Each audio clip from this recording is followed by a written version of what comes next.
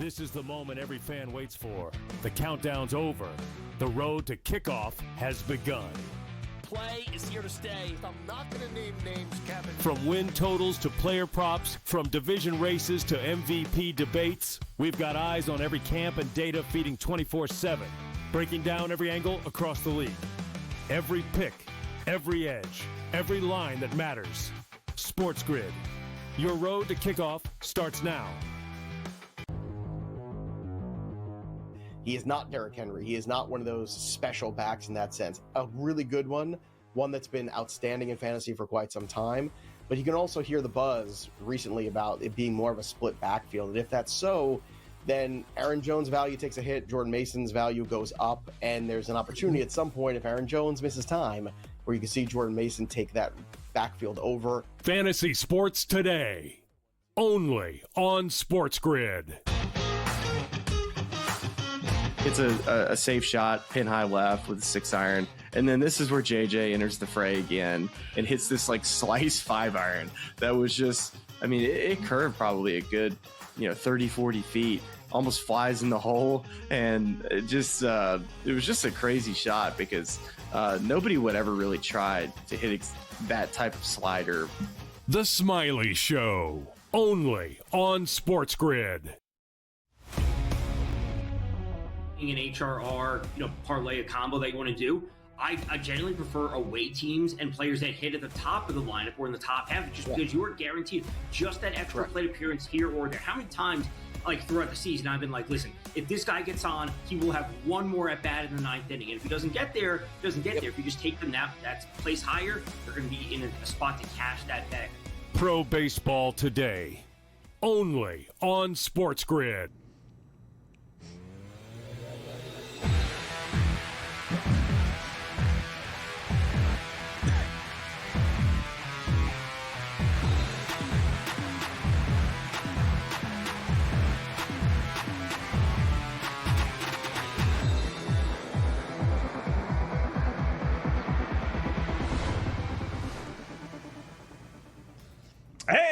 Welcome in. It is in-game live game day here on the grid on a terrific Thursday evening. Scott Wetzel, Gabriel Morency for the next 2 glorious hours, right up until 10 p.m. Eastern time, watching, analyzing, betting on the world of sports. A little bit of everything tonight. We got a little NFL preseason action. We got some CFL action. We got some baseball, obviously, big series, Red Sox and Stankies. Some WNBA games, 3 going on, 2 more that'll be starting a little bit later on tonight. So, touch on a little bit of everything, including some college football win total over-unders as the college football season now just 2 days away. We all can't wait. So, a lot to get to over the next 2. My partner in crime, Mr. Morency. What's going on, Gabe? How are you tonight? I'm doing all right, Scott. We're ready to rock. A lot of stuff going on this evening. It's the calm before the storm, but we actually have a lot of action going on this evening. Full slate of WNBA games. Yankees, Red Sox, big-time series in the American League East. NFL preseason, mercifully winding down, but I couldn't resist jumping in. So we played the under of the Steelers and the Panthers game. I thought the total was just a little bit high. We ended up getting a 35 for the Steelers and Panthers. And we took the Panthers plus the 6.5 just because these last preseason games really are just sort of coin tosses, guys. So we're getting the 6.5, but if there's one team that's sort of built for the preseason this year, it is the New York Football Giants. And I see you can get a 4.5 right now, right before kickoff. The Giants have the best possible quarterback scenario for a preseason game. Jackson Dart's really good. You've got Jameis Winston. You've got Tommy Pizza. DeVito's on the team still, so he can get some reps. He's played in regular season games before. And, Scott, the Patriots have had a good preseason, but they're in shutdown mode tonight. So I wouldn't be surprised to see the Giants beat up on the Patriots tonight. And I actually played the over 36 of this football game. We've seen, a lot of points in the Patriots preseason games. We've seen a ton of points in the Giant preseason games so far. I think the Giants are liking winning in the preseason, Scott. So I took the Giants tonight and the over in that football game. Yeah, you know what? I followed you in there. I didn't take Carolina, Gabe. I couldn't, lay the 6.5 or take the 6.5, but I did play same thing with you. I played the under. I did take the Giants as well. That was one I was going to lay, and I like the over as well, the 37.5, because you just outlined it. Every quarterback they have, even Tommy Cullins there, is halfway decent. He's trying to win a spot. He's not just, okay, it's the fourth guy, you come into our camp and throw to the wide receivers because we got 1,000 wide receivers like teams do. I mean, he's legitimately trying for a spot, whether it's on the Giants or somewhere else. So he's going to be trying. And I think you're going to get a ton of points. Dable 9-3 to the over in preseason games. So 37.5. I looked it up, Gabe. And when I got free time, it can be a dangerous thing. I think the consensus is, all right, final game of the preseason. There's going to be no points scored, kind of like the last week of the regular season. Nobody's playing. No one wants to get hurt. And every game's going to be 17-10, right? So just out of curiosity, I looked it up from last year. Last year, there were 677 points scored. 16 games, obviously. That's an average of 42.3 points a game. Every line this week is less than 42 points a game.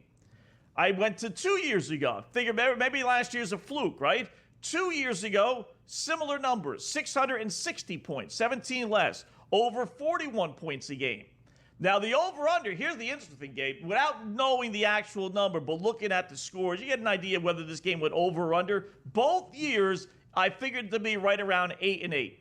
So it was kind of like feast or famine. You either got like 50 points, or you got like 25 points. You had to go back to 3 years ago when they only averaged 36 points. Did you get the low scoring? So what does that mean? If anything, for people that just want to blindly bet unders this week, don't do it, because the last 2 years we've had a ton of points, believe it or not, in these goofy last preseason games. Well, the last preseason games, you really are getting the third and fourth string players that are playing. Most of the players, and it's pretty crazy. And as you stated earlier about DeVito, and DeVito has enough game tape and real game tape that he would get picked up. And the Giants are sort of like the Cleveland Browns in a way, Scott. They have too many quarterbacks. Right. You just point blank, you got too many quarterbacks. It's like, well, what did you sign Russell Wilson for? It was one of those like, all right, you got Wilson. What'd you bring Winston in for? And then you drafted Jackson Dart. You already have DeVito, and DeVito's obviously not a big factor in this, so he could end up somewhere else. But I think what it is, Scott, you're right. People would have the assumption that, it's going to be third and fourth stringers are going to be playing. Nothing is going to happen. No, that's when the crazy stuff happens, Scott. Right? Yeah. That's when it gets crazy and unpredictable because we don't know. And the dudes that are on the field legit are fighting for jobs. And, it sounds cliche in the preseason to say this because, honestly, I've heard coaches say, Scott, that basically there's like one or two jobs that are open. They already know, right, who's on the team. Right. This, it's predetermined. You got 53 spots. You got the practice roster. So it really does come down to, all right, we got like two dudes, let's say two wide receivers.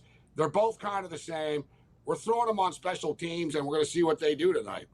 Who's going to go Rambo, Scott? You know what I mean? Who's going to punch the ball loose? Who's going to return it? So you've got guys really trying to make plays, bro. It's the difference between sticking in the NFL practice roster or getting a call from the Winnipeg Blue Bombers next week or a UFL football team. Yeah. You know what I think happened? You know what I mean? Like your career is on. Yeah. Like, to a lot of people, Scott, it's nothing. Think about it for the guys that are on the field. It's their damn life, bro. They're like, this is the last preseason game. This is my last shot to impress the coaches. This is it. And if not these coaches, this is my last shot to impress another coach that, that they all know everything about everything that happens in every game. So it's critical for these guys. So I think that's why you get these crazy, I think you see points. Guys are trying for real. Yeah. You know what I think happened quickly here with the Giants game? I really believe this. Remember, they weren't, the Steelers weren't sure if they were going to be getting Aaron Rodgers or not. And Russell Wilson, I think, was their second choice. So they were hemming and hawing on that. And then the Giants said, all right, we can't wait around for Russell Wilson, so let's go sign Jameis Winston. Then the dominoes fall the right way. Rodgers does sign with Pittsburgh, so now that leaves Russell Wilson open. That was the number one choice of the Giants, and they said, all right, let's go get Russell Wilson. And then they said, all right, we're not going to draft a quarterback with our first overall pick because we're in the top 5. It's not going to happen. So they don't. Then all of a sudden, Jackson Dart falls in their lap. And they're like, all right, we didn't kind of count on this, but let's go get Jackson Dart. So I don't think they planned on having, Winston, Winston and Russell and Jackson Dart, but it kind of fell into their lap, and now they have too many quarterbacks, like you said. They're in a position of strength now, though, and they're saying the right things publicly. Joe Shane's saying that Jameis Winston's a New York Giant. They're talking about him like he's Phil Simms. He's a New York Giant. No, that'd be crazy. Like, well, you got too many quarterbacks, and really, you're being unfair to him, actually, as well. If other teams want him, and he'd be higher on the depth chart, but it is what it is. I think Jameis is interested in the media, Scott, and he's damn good at it. I saw him at the Super Bowl last year. Like, he's really, he's got a personality, so he's going to be in the media after. I think he thought, yeah, you know what, New York, good fit for me, sort of start to think about the future. And Russell Wilson, when he first flirted, when that whole started years ago, Scott, about Wilson leaving Seattle, the Giants were actually the team. Wilson won the Super Bowl there. He said, I got good memories, and I think Wilson's wife was pulling the strings. Oh, let's move to New York City type of deal. But Jackson Dart has looked so good, Scott. This is going to be the Jackson Dart show sooner rather than later. Oh, yeah, absolutely. All right, pull a couple baseball games and a WNBA game where we could have one of the biggest upsets, certainly of this season, in the making. We'll talk about it when we come back.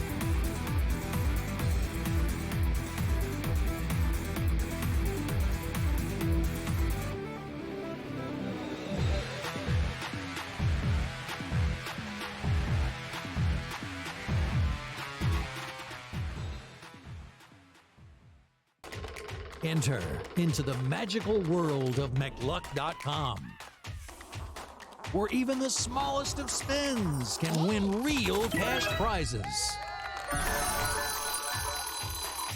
Adventure into over 1,000 of the best Vegas-style slot games. So what are you waiting for? Unlock your free welcome offer today.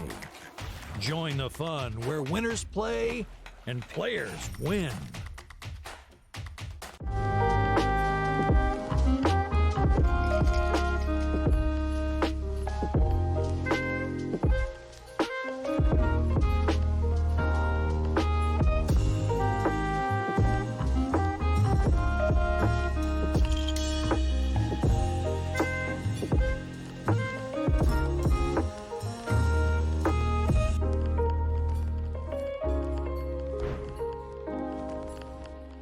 We're going to go through every single thing, and I've got a great team behind me that's going to help me get the job done. I want this to be the place that people come to. There is going to be an energy to game time decisions that you will feel night in and night out. We are going to hit every single one of those markets that you need to know about. We will have everything at our disposal, and we will use that to our advantage. There is not going to be a better place, I promise you, than Game Time Decisions. I'm Kevin Walsh. Tune in to Game Time Decisions weekdays on SportsGrid.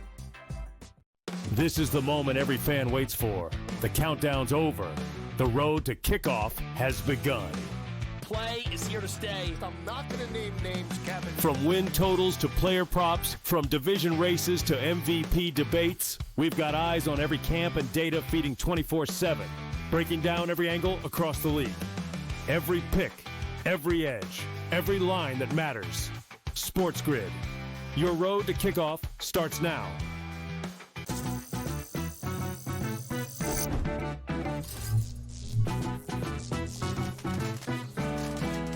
Did you know sportsbooks tend to draw up tighter bet lines for events that get even more bettors, like championship games or major matchups? My tip, try betting on less popular sports. You might have a better shot at beating those odds.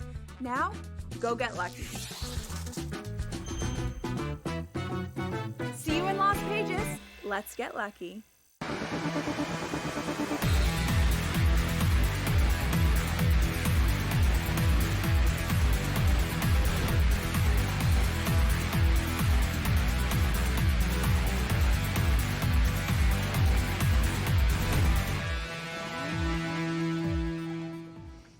Welcome back in Game Live. Game Day here on the grid. Scott and Gabe, hour number one. No 5 on the line as all the games are already underway except for the one WNBA game that'll start in a little bit. So we'll pass on that. But it didn't take long, Gabe. You were talking Giants, right? Jackson Dart, touchdown pass. Giants already first possession, leading 7-0 over New England. Not bad.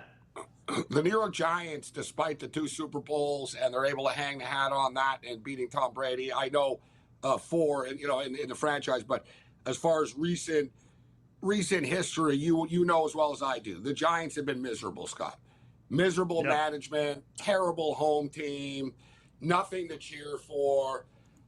Just absolutely miserable, brutal, bad football, bad draft picks, bad coaching, bad management. Fans are distraught. And this is the first time in a long time, Scott, that you can actually say there's reason for excitement right now at the Meadowlands for the New York Football Giants. Like, they're stockpiling some really good players, Scott. And not every good college football player is a good NFL player. And sometimes underachieving college football players are better NFL players. And Jackson Dart was good in college. He wasn't great. He was very good. Very good. Not good. Very good. Not great. And here he is, literally just taking over in the NFL. Beautiful pass, pardon the pun, but a dart. It was right on the money, in traffic, a bullet pass, boom, touchdown. Looks so confident out there, Scott. Malik Neighbors is a stud.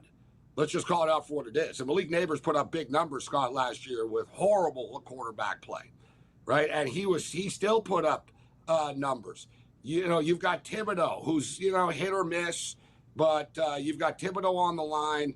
You've got Burns on the line. You bring in Abdul Carter, who's a star, Scott. He could be a badass Abdul Carter. He could be one of these next great Penn State, defensive players in the NFL. Well, they're hoping he's the next Parsons type of deal. Well, they could have gotten, that's my point. They could have gotten Parsons, and instead they took Kadarius Toney. That was the Giants, Scott. Cam Scatteraboo. Nothing not to like about this kid. Hard-nosed kid out of Arizona State. Like I said, they have talent, Scott. You know what's wild, too? The Giants are the co-favorites. The co-favorites, Scott, to be the worst team in the National Football League at plus 400, along with the New Orleans Saints. And you compare the Saints roster to the Giants roster, the Giants kill these guys. The Giants have optimism. The Saints are going to be terrible for years. I don't think the Giants are going to be as bad as people think they are, Scott. I think they could be a dangerous little sleeper team this year. I'm not saying even playoffs, but I'm saying covering point spreads, winning football games. If not for their schedule being so bad, I got a couple of college football teams that are like that too. I want to be able to, say this team is really going to be good, but man, you look at their schedule, it's it's one tough team. I don't know how the Giants schedule. It's a last place schedule, but it's every That's good UCLA team in the world me, is Scott. on their schedule. That's UCLA for me. I'm UCLA are better than people realize. Look at their schedule. Penn State, Ohio State. It's just one thing after Oregon. It's oh my God, that is difficult. You're right. It's a tough schedule, but don't tell me you disagree. Do you believe that the New York Giants will be better than the New Orleans Saints this year? Oh, yeah. Because I do. Yeah. Oh, absolutely. I like the Giants team total. It's only 5.5. And again, you look at the schedule, you find where you're going to get 6 for him. And so many people tell me that. But you know what? They're capable. You said it, Gabe. And I said this 3 months ago when the numbers all came out. I said, look at that Giant defense. There's first-round draft choices, all young guys, littered up and down that defense and mixed in with a couple of veterans. That defense alone should be able to get them several wins. And now you throw in Dart, who, let's face it, how long is he going to be? 4 games? It's a no-lose situation if you're the Giant and you're betting the over 5.5. Either because Russell Wilson's going to do well. Yeah, exactly. Russell's either going to do well or then he's going to do poorly, but then they'll bring Dart in and they'll get some wins. And let's be real, too. Russell Wilson isn't as terrible as people make him out to be, right? Sort of the narrative about Russell Wilson. He understands, and another thing, he's going to play as well as he can, Scott, to hold Jackson Dart off because he knows Dart is coming for him, right? Point blank. And it's been a great camp, Scott. They all get along type of deal. There could be friction, you know what I mean? Could be like, listen, I'm Russell Wilson. I drafted this kid. I came here. And you got Winston, and you got all these personalities, but they're hanging out together, Scott. They're doing TikTok videos together. Like, they're getting along, and they sort of get it. Winston's there for the fun of it and along for the ride. Russell is there to sort of teach Dart, and so they don't have to rush Dart. And Dart's doing his best right now to push the coaching staff's hand. But should be a fun and interesting football team, Scott. Like you said, 5.5 is a manageable number. And I'm thinking the same thing. I'm not getting carried away, guys, here. I'm not telling you, the Giants are winning 11 games this year. But a win total of 5.5, I think, I could see them being a 7-10 team. 6-11, we still win the bet, right? So it's a feasible number. We'll put it that way. But I'm more intrigued, Scott, by the worst team in the league prop because you're getting the plus money. So it's the Saints plus 400. It's the Giants plus 400, the Browns plus 450. And you want to talk about difficult schedules. That Brown schedule is a killer, Scott. Yeah, especially to start the season, too. But you're right. I don't put the Giants in that category. I really think the Saints at plus 4 and change, especially Gabe, I know it's goofy, it's a storyline, but, if there are inklings about Arch Manning really coming out, and I kind of have my doubts about that. I really do, but if, the Saints get word that, he's going to come out. Blank, yes. But, Scott, it's not just Arch Manning. They are rebuilding either way. You know what I mean? So whether they get Arch Manning or not, like Kellen Moore doesn't expect to go to the playoffs this year or next year, and they're not firing Kellen Moore for not going to the playoffs this year or next year. But one thing I will say, what the hell are you trading 4th and 6th round draft picks for wide receivers to the Denver Broncos for? Bad football teams do bad, stupid things, Scott, and that's why they're bad teams. Yep, exactly. So Giants lead 7-0. Patriots have the ball. The line was 9.5. I would lay up to 9.5. I'm not going to lay double digits in any preseason game, no matter what the lead is. It's a recipe for disaster with some of these backups. So we'll take a break. We'll come back. Yeah, we'll let you know all the updated lines when we come back.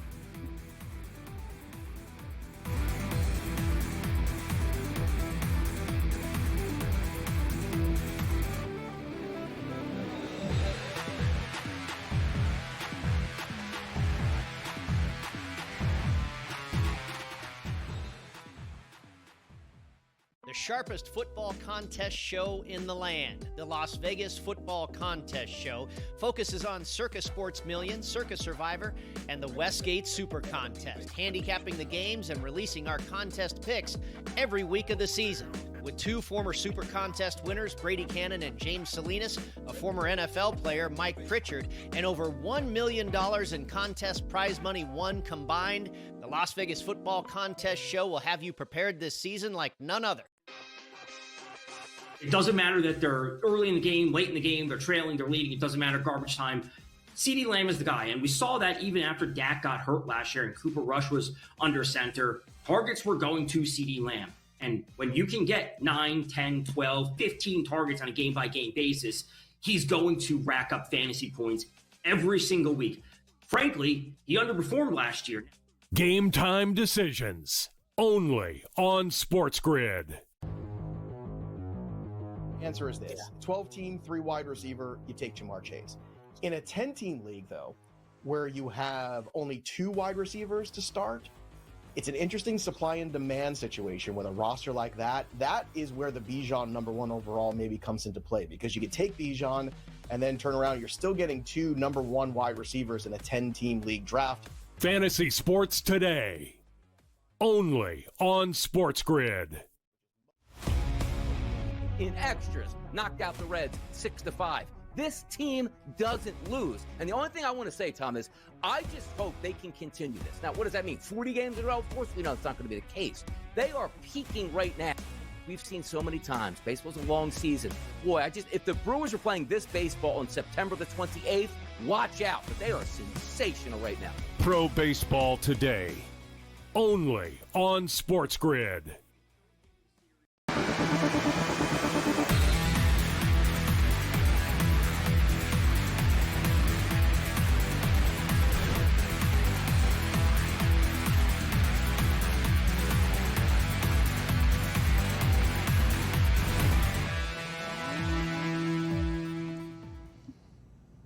welcome back in Game Live. Game Day here on the Grid. Scott and Gabe, hour number 1, third segment. You know what we do? A little SGP, same game parlay time.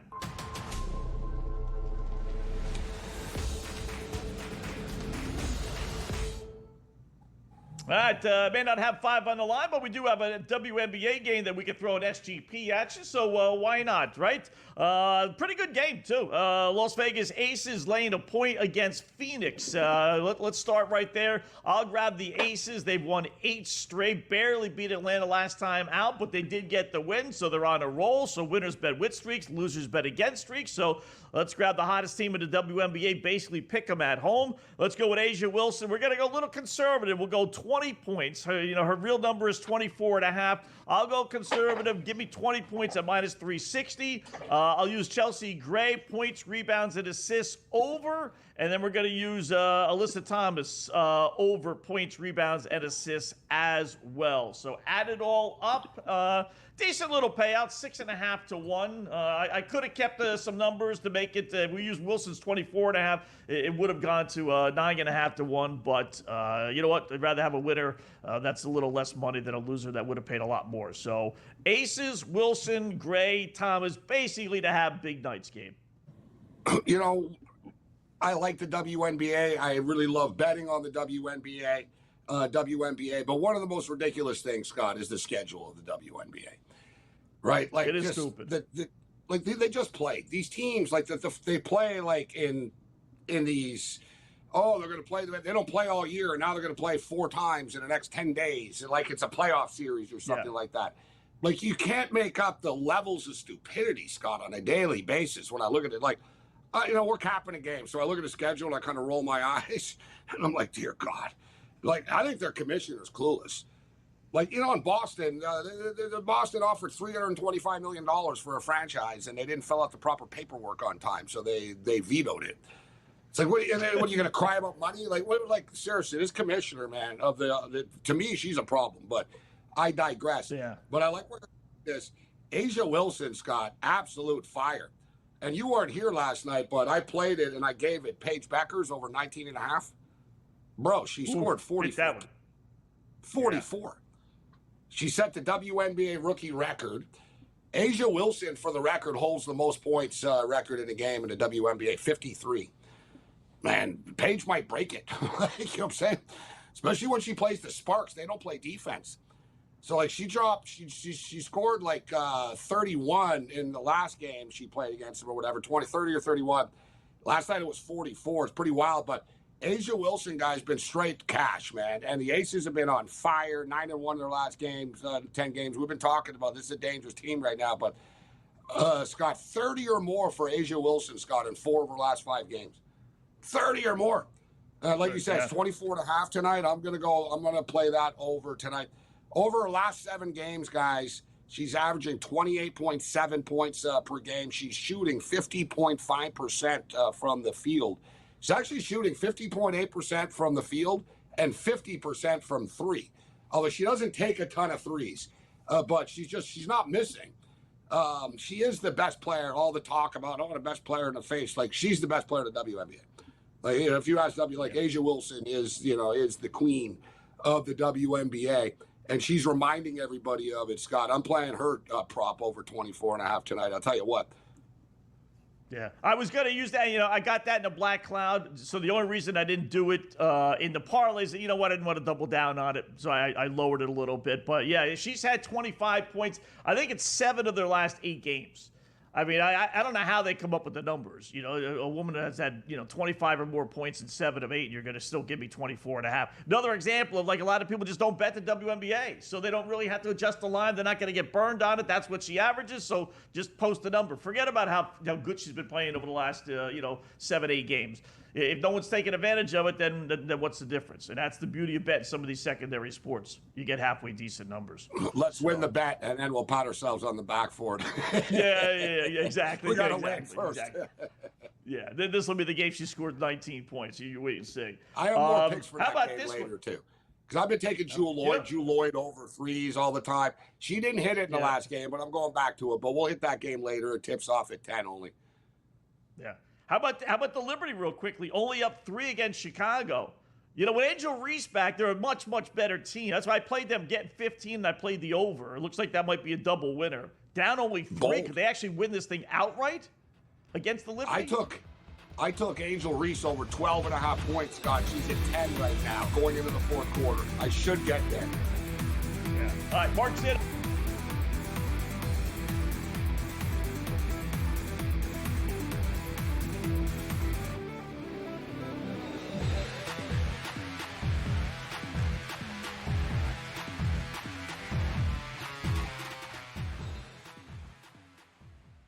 The sharpest football contest show in the land, the Las Vegas Football Contest Show, focuses on Circa Sports Million, Circa Survivor, and the Westgate Super Contest, handicapping the games and releasing our contest picks every week of the season. With 2 former Super Contest winners, Brady Cannon and James Salinas, a former NFL player, Mike Pritchard, and over $1 million in contest prize money won combined, the Las Vegas Football Contest Show will have you prepared this season like none other. It doesn't matter that they're early in the game, late in the game, they're trailing, they're leading. It doesn't matter garbage time. CeeDee Lamb is the guy, and we saw that even after Dak got hurt last year and Cooper Rush was under center. Targets were going to CeeDee Lamb. And when you can get 9, 10, 12, 15 targets on a game-by-game basis, he's going to rack up fantasy points every single week. Frankly, he underperformed last year. Game time decisions, only on SportsGrid. Answer is this. 12-team, 3 wide receiver, you take Jamar Chase. In a 10-team league, though, where you have only 2 wide receivers to start, it's an interesting supply and demand situation with a roster like that. That is where the Bijan number 1 overall maybe comes into play, because you could take Bijan and then turn around. You're still getting 2 number 1 wide receivers in a 10-team league draft. Fantasy sports today, only on SportsGrid. In extras, knocked out the Reds 6-5. This team doesn't lose. And the only thing I want to say, Tom, is I just hope they can continue this. Now, what does that mean? 40 games in a row? Of course, we know it's not going to be the case. They are peaking right now. We've seen so many times. Baseball's a long season. Boy, if the Brewers are playing this baseball on September the 28th, watch out. But they are sensational right now. Pro baseball today, only on SportsGrid.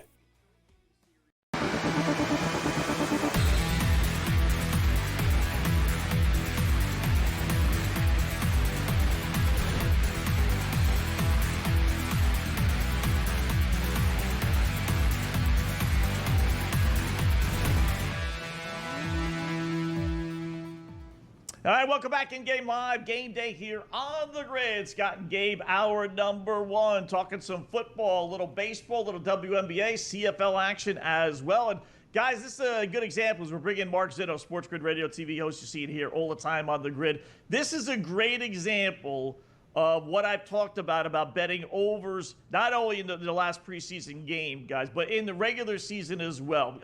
A perfect example, all right? So Carolina scores, and they take a 10-7 lead with 17 seconds left. All right, kickoff goes out of bounds. So now Pittsburgh's got the ball at the 35-yard line. 17 seconds left. They throw a bomb. It's completed. They kick a field goal, and now it's 10-10.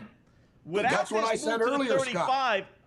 Yeah, I guarantee you, if they're at the 25-yard line, Gabe and Mark, they're not throwing a bomb. They're taking a knee. 17 seconds left. There you go. But that's the difference. When you get 10 more yards, you're never out of it. And that's why I'm always going to be leaning towards overs. But also the last preseason game, as we were and Mark, good to see you. We were just talking earlier. People automatically think the last preseason NFL game, nobody cares. They want to get in and out of there without any injury. Yeah, it's true. And, you know, no one's really playing. But I said, the last preseason game, though, the coaches just want to let the players have fun. You got guys battling for positions. They're trying to make a practice roster here, maybe somewhere else after. And they're just going to say, screw it, let's air it out more. Like in the old days, Bill Parcells and the old coaches, let's just run the ball and get out of here. These new coaches, like, in the modern era, even Tomlin, screw it, throw a bomb. You know what I mean? Throw a bomb, right? It's the preseason. So it's tricky, Mark, betting the last week of the preseason. I'm a big preseason bettor, but the last week of the preseason, I usually back off a little bit. Although, being the degen I am, I couldn't resist tonight. But What's your approach to the final week of preseason football? Well, to your point, look, it's a lot of guys who are fighting for roster spots and a lot of guys who have to play as hard as they can in order to show the coaches one final example of what they're worth. Not only that, to your point, remember, it's not a game plan. There's no strategy in these games. They don't look to do anything. So they sit there opportunistically and go, we have nothing to lose by throwing a bomb here. Let's see what the quarterback can do. Let's see what the receivers can do. Let's see if somebody can beat somebody straight up and take a chance. Yeah, I mean, I think coaches years ago handled preseason a lot differently, but now it is a different game, and those guys are willing to take those shots. They're not willing really to be conservative because they do have nothing to lose, and they want to test players' mettle at every opportunity. So, yeah, I think it's hard to really know situationally how the game is going to unfold and things that could bite you in the backside. I mean, moreover than anything, who's the idiot kicker who kicked it out of bounds? I mean, that's the first problem. The whole thing is predicated on an idiot kicker who's on a kickoff. You have one job. You got one job. Kick it off, right? Like, kick it off. Keep it in play. Lines. Yeah, you know how much I hate kickers. Preseason kickers are even worse. Like, that's even 10 times worse. All those guys should be thrown off a cliff. Well, hey, one dude, though, the Jags guy hit like a 70-yarder, though. Let's see, give that guy credit. Yeah. You know what? Yeah, unfortunately, it didn't count. Mark's like, no, him too. It didn't count. Not only that is it your only job, but it didn't count. In a game that doesn't matter, you may as well do it in practice. It doesn't count. It should have, though. 70 yards is pretty damn good. All right, that said, 10-10 Pittsburgh, Carolina will start there. Did you have any action on that game? No, I would have taken the Panthers. I stayed off. I just would have taken the Panthers. Again, I think that the Steelers kind of know what they have. Tomlin knows what he's doing, and there are probably a limited number of roster spots available at this point in time for the Steelers, whereas the Panthers, there's probably a little bit more flexibility. There's probably a little bit more of, guys who might have a chance to end up making a roster. So I would have leaned on the Panthers with points here. But, again, I'm with you. These last couple of games are sometimes very, very difficult. So I'm assuming there's nothing on Giants-Patriots then. No, I mean, if they don't do player props, but I would have picked Dart to ball out. That I would have done, like whatever Dart's yardage props were and touchdown prop. Like I would have played. You see the pass he threw? Yeah, beautiful pass for the touchdown. They're going to let him He's play still as in much. there too. Yeah, I think they're going to let him play as much as he can because that's that. I mean, Jameis will get his reps in the second half, but you can always count on a pick six even in the preseason for Jameis. So that's always in play. Mm-hmm. How about baseball? We got 3 games going on. Red Sox and your Stanks. New York lead at 2-1. They're playing better, Mark. I got to tell you how many times we've had you on over the last month or so, and it's been a struggle. But they are playing a little bit better. 7-1 in their last 8 games, leading 2-1 against the Red Sox. Where are you going with this one? I played the over. Played over 8. Yankees bullpen is wholly untrustworthy. Now that I said that, they'll end up pitching 5 scoreless innings tonight, but that's neither here nor there. And I'm not a big believer in Giolito. I know it's only 2-1 right now, but there was an 8 out there. I saw some 8.5 this morning. Grab the 8 here, and worst case, I'll live with a push if we can get there. But, it was weird because all 3 of the games in Yankee Stadium earlier this year went over. The other 4 games in Fenway all went under.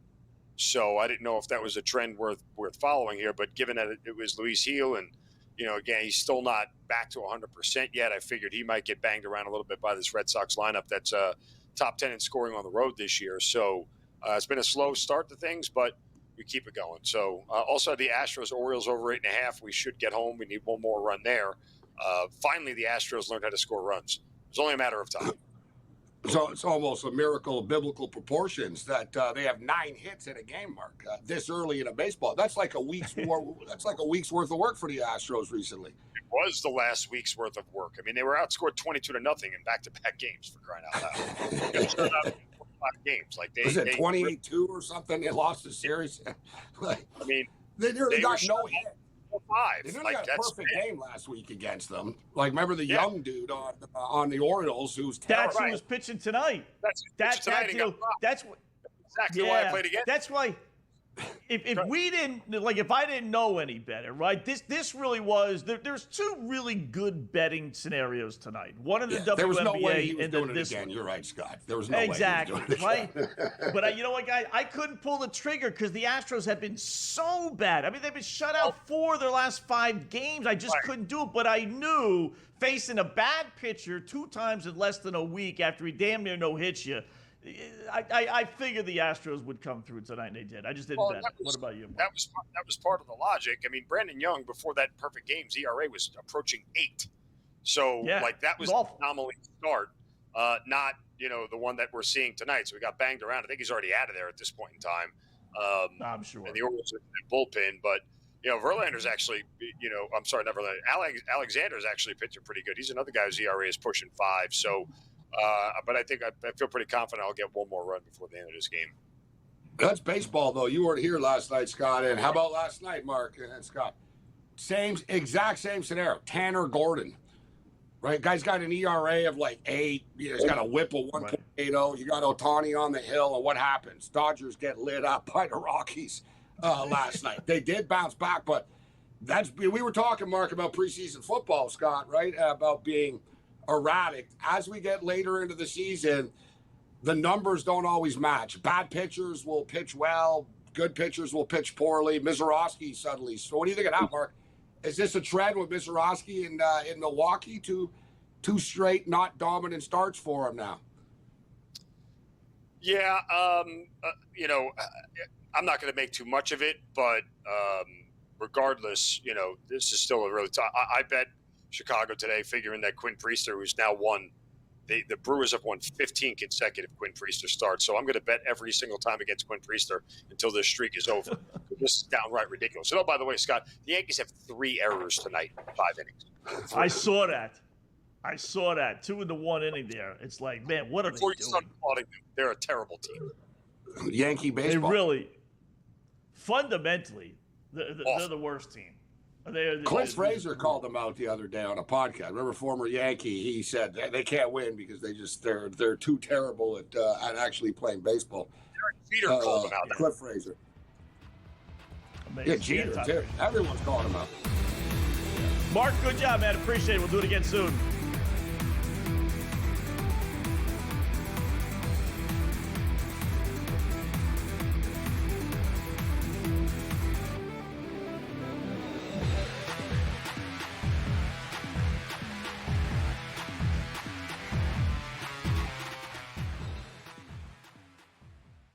Sharpest football contest show in the land. The Las Vegas Football Contest Show focuses on Circus Sports Million, Circus Survivor, and the Westgate Super Contest, handicapping the games and releasing our contest picks every week of the season.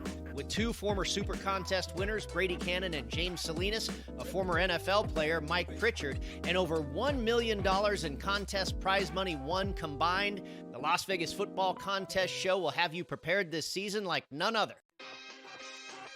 It doesn't matter that they're early in the game, late in the game, they're trailing, they're leading. It doesn't matter, garbage time.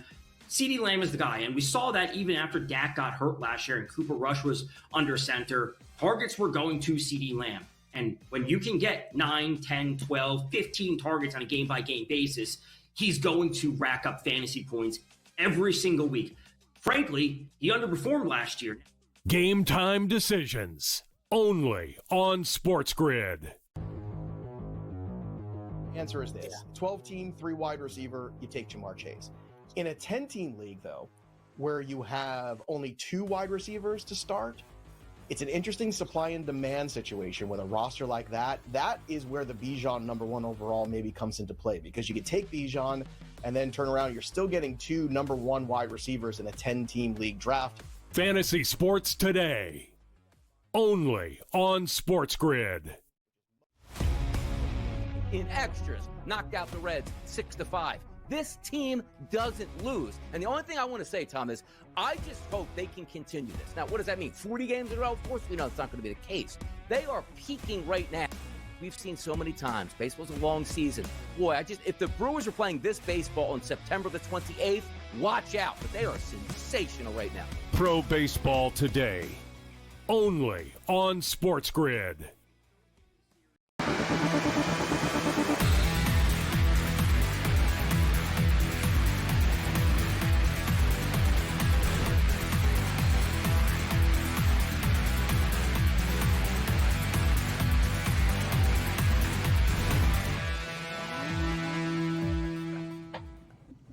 welcome back in Game Live, Game Day here on the Grid. Thanks again, Mark Zitto, SportsGrid host. You see it here all the time here on the Grid. So Scott and Gabe, hour number one. We got a little football with the preseason football, CFL action, a couple baseball games, and some WNBA action. So a little bit of everything in each individual sport here, Gabe. So they started the second half in Carolina. Carolina and Pittsburgh tied at 10.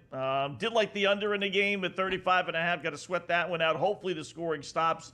With that, we had a couple of fluky scores in the first half. Although Carolina actually had a drive that was stalled inside the Pittsburgh 5-yard line. So as bad as it is, it could be even worse. Still Giants 7-0 over New England. Line on that one is 8.5. Patriots have had the ball 3 times. They have it currently now, but the first 2 with Ben Woolridge as quarterback. He's still in there. Jackson Dart still in there for the Giants. We'll see if he plays at all in the second quarter.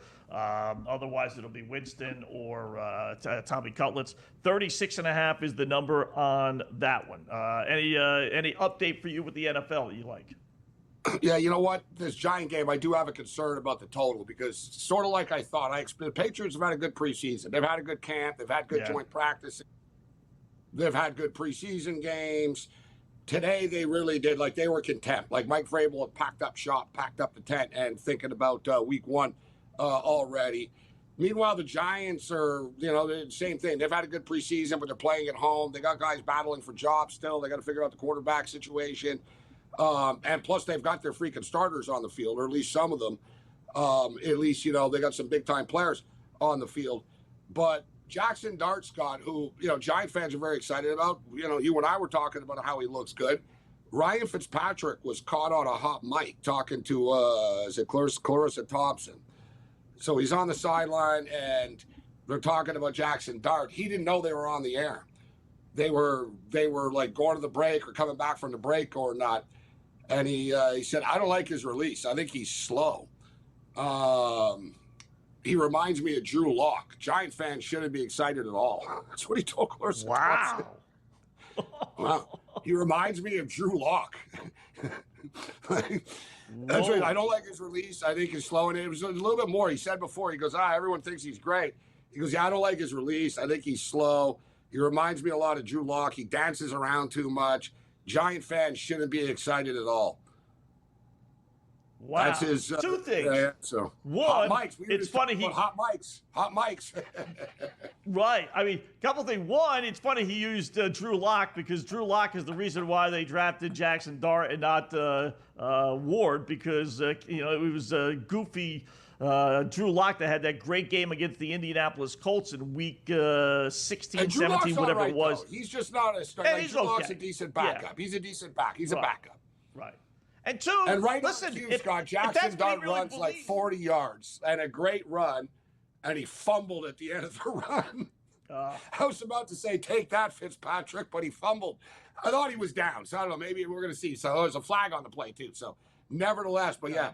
So this thing's going to go viral with Fitzpatrick saying he's not that good. But I'll say this, Gabe, right? I mean, if you thought that and I thought that, I would say it. I mean, listen, you're an NFL or former NFL quarterback, right? You're Ryan Fitzpatrick. You got a little credibility. Say it on the air. You're not saying the guys Thompson like on the sideline, but say it on the air then. Yeah, exactly. If that's what you think, just say it. Say it. If you don't think he's going to be any good, go out on a limb. Instead, what are you going to go on TV and say, oh, yeah, Jackson Dart is great, he's this, he's that, when you really think the other thing? I mean, he's being exposed as a fraud is what he is. Then we can't believe anything he says now. If he said beforehand that, oh, yeah, Jackson Dart is great and this and that, and then he starts saying, oh, that would be funny. That would be funny. Because we know it. It's out. It's out. It's out here right now. It's just like this just happened. Like, obviously earlier in the evening here tonight. So I wanted to let people, I just thought it was funny, Scott. We're like, hey, it looks great. And Fitzpatrick gets picked up.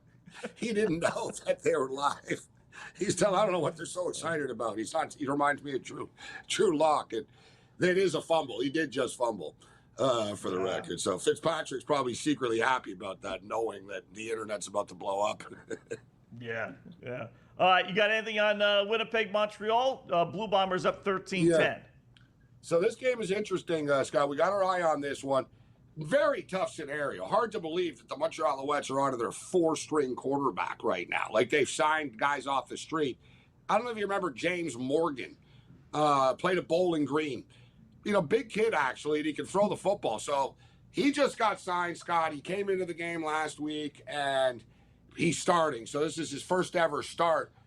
The Alouettes were getting 7 points on their home field. I took the points, just sort of hoping for the best, hope for a special teams play, hope that the defense can step up. But the Alouettes are without their starting running back, their leading 3 top wide receivers, and they have a 4-string quarterback. And with all that being stated, is 13-10, and they're +7 in the football game. So we're nearly at the half here. Looks like Winnipeg are about to kick a field goal to go up 16-10 right now, Scott. So we'll get a second half number here, but I think there should be some points here. The Alouettes will push it, and the young quarterback might throw an interception, and we've got a touchdown for the Giants, Scott. Whoa! I thought they fumbled the ball. The flag saved them. Nice. Flag saved them. Nah, Dark just touchdown like that. pass. I missed it. I went to the CFL game. You know what? It's Jameis Winston. Let me see what just happened here. So Jalen Hyatt. Let me see who threw the damn pass here. I like Jalen Hyatt. He's a speed burner out of Tennessee that didn't do much. You know, Scott, I guess Dart got hurt. Whoa. He got smoked. I'm not saying hurt, but the sequence, like Dart got hit, fumbled the ball, flag on the play. Next thing I know, Jameis Winston just threw a bomb on his first pass of the game for a touchdown. That's pretty badass. Touchdown pass. Wow. The Giant fans got to be sweating now. If he's probably just, well, I don't know. I didn't see the play. I won't even just say what he is. But that's kind of weird for a quarterback to come out. But he got hit pretty hard, Scott. It's a preseason game. You know what I mean? They're going to roll back out there. Yeah, that's why we said, why is he really playing anything more than a drive or two? You know what he's going to be. He's not unseating Russell Wilson as a starter. You know he's going to make the team. You know he's going to be really, really good. Like, what more outside of just seeing him play? You want to get hit a little bit, toughen him up, you know?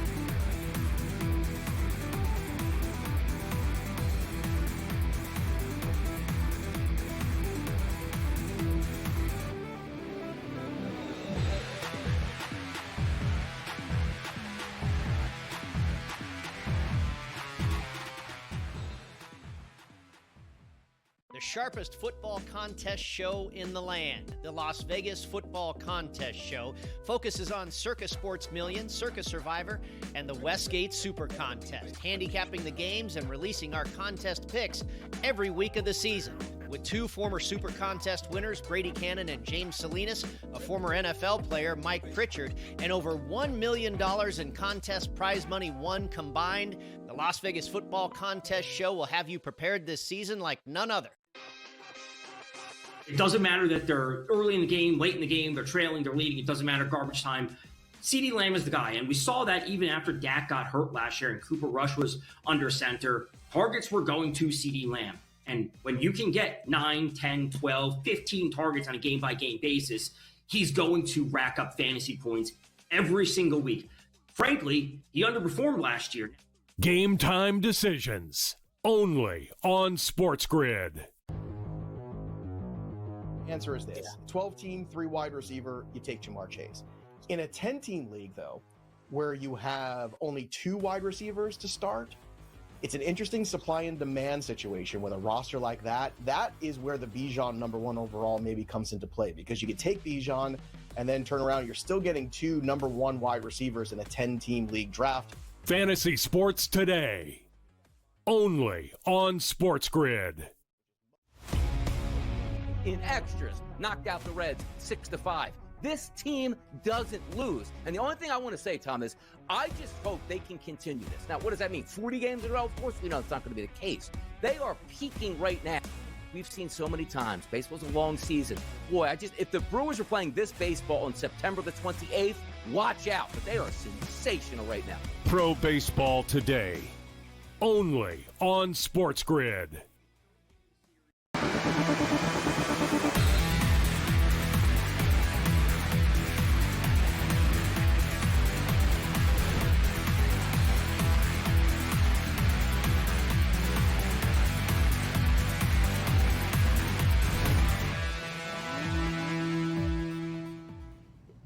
right, welcome back in Game Live. Game Day here on the Grid. Scott and Gabe, hour number 1, final segment. Time for, you know what, our Black Cloud Play of the Day.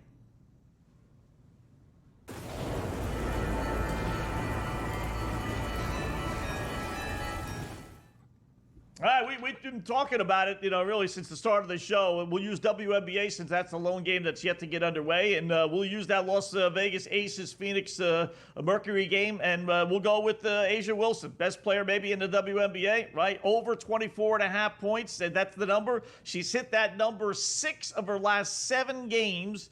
2 previous games that she's played, Las Vegas versus Phoenix this year. How about 30 points and 26 points? Well, last time I checked, that's over 24.5 both games. So both games she's played against Phoenix. She's hit this number, and she's hit this number 6 of her last 7.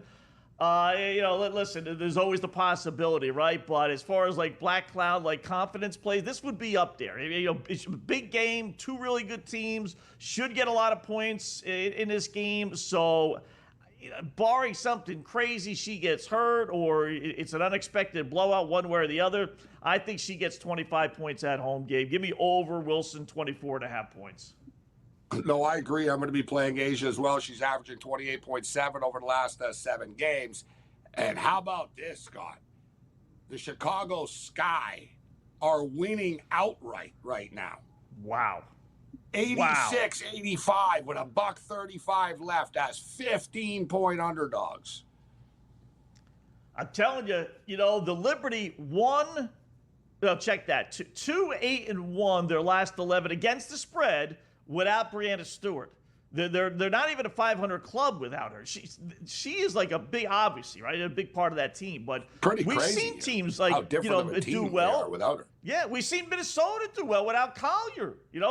Golden State without Thompson, the best player that they've been able to win. The Liberty, just not the case. They were a 15-point favorite game. I played Chicago in the over.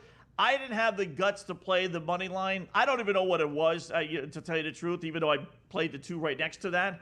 But I felt pretty confident Chicago getting 15 with Wilson back with Reese back in the lineup, that they would be competitive. So, but win outright, 15-point underdog they were. They must have been 10-1, right, on the money line, I would think. Yeah, even a little higher. Depending on the book, right. Plus 1,200 type of deal. Even money now. And don't forget, they got down. lit up. They got lit up the other night, right? So they got killed the other night. Angel Reese, guys, her prop tonight was 12.5 points. And it's interesting, Scott, because it was 13.5 earlier in the day, and it went down to 12.5. This is a good example, guys, of public perception. Angel Reese is very polarizing. She gets ripped on Twitter. She gets ripped online. She misses her own shots and all this type of stuff. So people don't bet on her. She's going to go over her point total. Well, Scott, she's got 18 points right now, right? And her prop was 12. She's 6 of 8 from the field, 6 from the free throw line. She got 8 rebounds on the evening. Cardoso's the one that's going off. She was a badass in South Carolina. I liked her. But that's the thing. They got too many sort of like Angels, they're tough, the Sky, and they rebound, and they got these tough girls. They need more skill, this team, Scott, but they're showing a lot of heart tonight. And one thing, Scott, we're noticing in the WNBA, something to note, because there's still like 10, 12 games left for teams. Teams aren't quitting. Look at the Dallas Wings. Right. They're out of it. Scott, they're 1-6 straight up. Connecticut won the other night. Look at Chicago Sky. Yeah, you know what? We're terrible. They're not quitting. These girls show up. They're not rolling over. Yeah. I'd say the second, when we were talking to Mark, I said there were 2 really solid betting angles tonight. And Connecticut and Washington was one of those, Gabe. I mean, Washington's fighting for a playoff spot. They're a 500 team. Nothing great, but they're fighting for a playoff spot. And they just lost 2 days ago. Last time we were on air on Tuesday at home to Connecticut, which had 6 wins, the worst team in the WNBA. That's like a golden betting opportunity. There's no way in the world they're going to lose 2 straight to Connecticut, right? Here they are. They're down 13 in the fourth quarter with 2.5 minutes left. Bearing so their much season. For betting strategy. The Sun are bearing the Mystics season. This is going to be the week that the Mystics look back on and go, what the hell happened? And we got a really good matchup with Minnesota and Atlanta, Scott. Tight game. I'm on the over here. Word was that Collier was going to come back, but she didn't. Right. But it's 60-57 Lynx with early in the fourth quarter right now. All right, so she didn't come back. I laid the 3.5. I figured, you know what, they would win regardless. So we're up 3 right now. 4 coming up.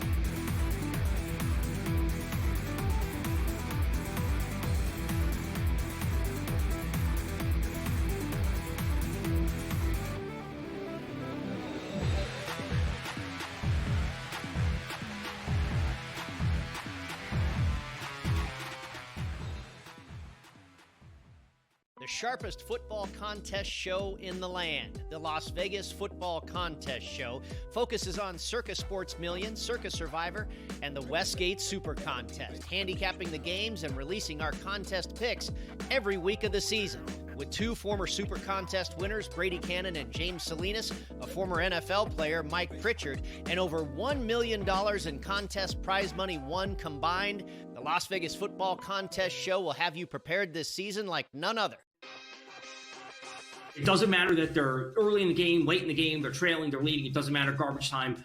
CeeDee Lamb is the guy, and we saw that even after Dak got hurt last year and Cooper Rush was under center. Targets were going to CeeDee Lamb. And when you can get 9, 10, 12, 15 targets on a game-by-game basis, he's going to rack up fantasy points every single week.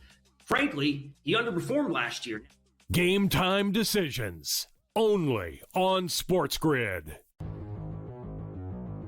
Answer is this: 12-team, 3 wide receiver, you take Jamar Chase.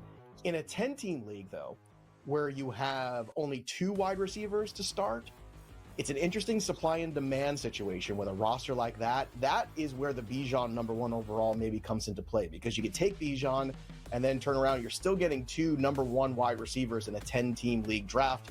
Fantasy sports today, only on SportsGrid.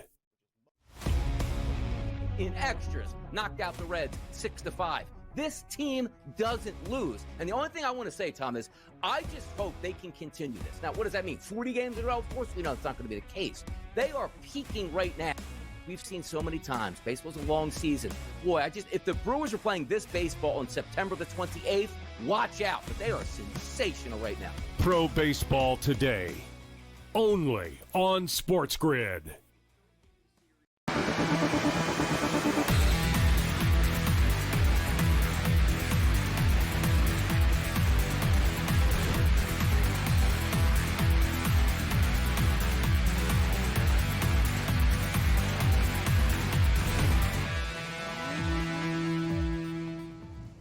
And welcome back. It is In-Game Live Game Day here on the Grid. Hour number 2 of our 2-hour extravaganza. Scott and Gabe until 10 p.m. Eastern Time. We got football, NFL, we got CFL, we got a little baseball. Red Sox and Stankies tied at 2.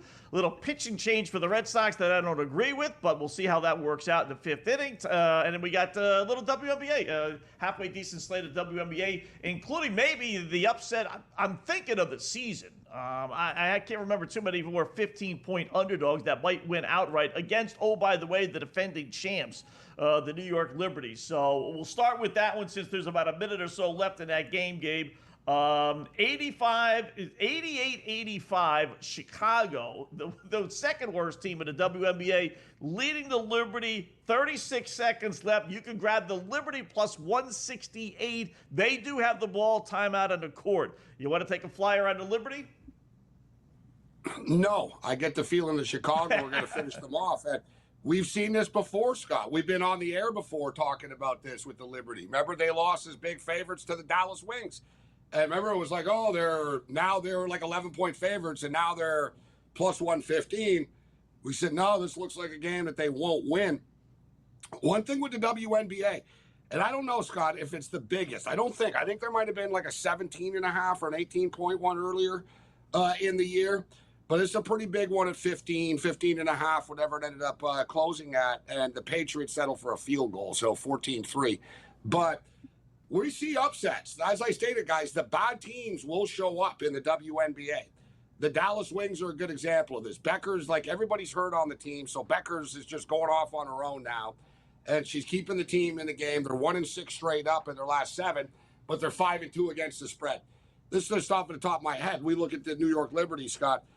The Wings beat the Liberty.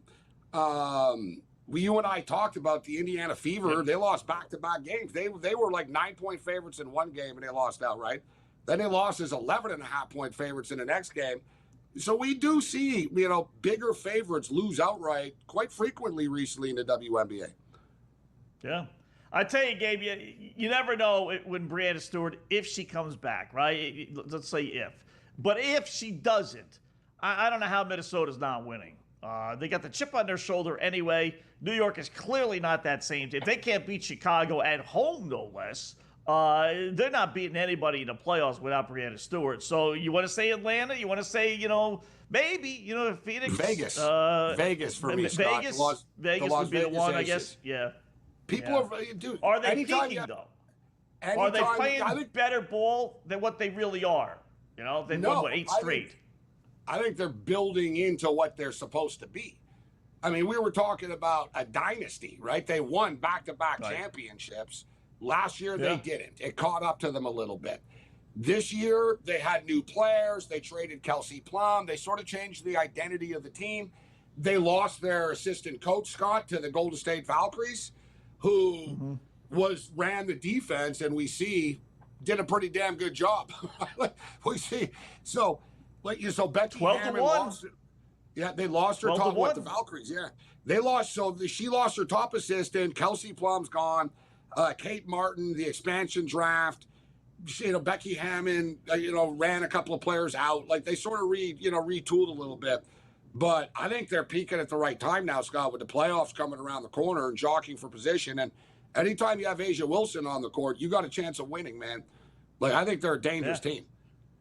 That's what I mean. They're 12 they're 5th choice, believe it or not. I didn't think they would be that. No, they're getting no love, Scott. Would you rather them or the Phoenix Mercury? I don't want to feel like Mercury are overhyped, bro.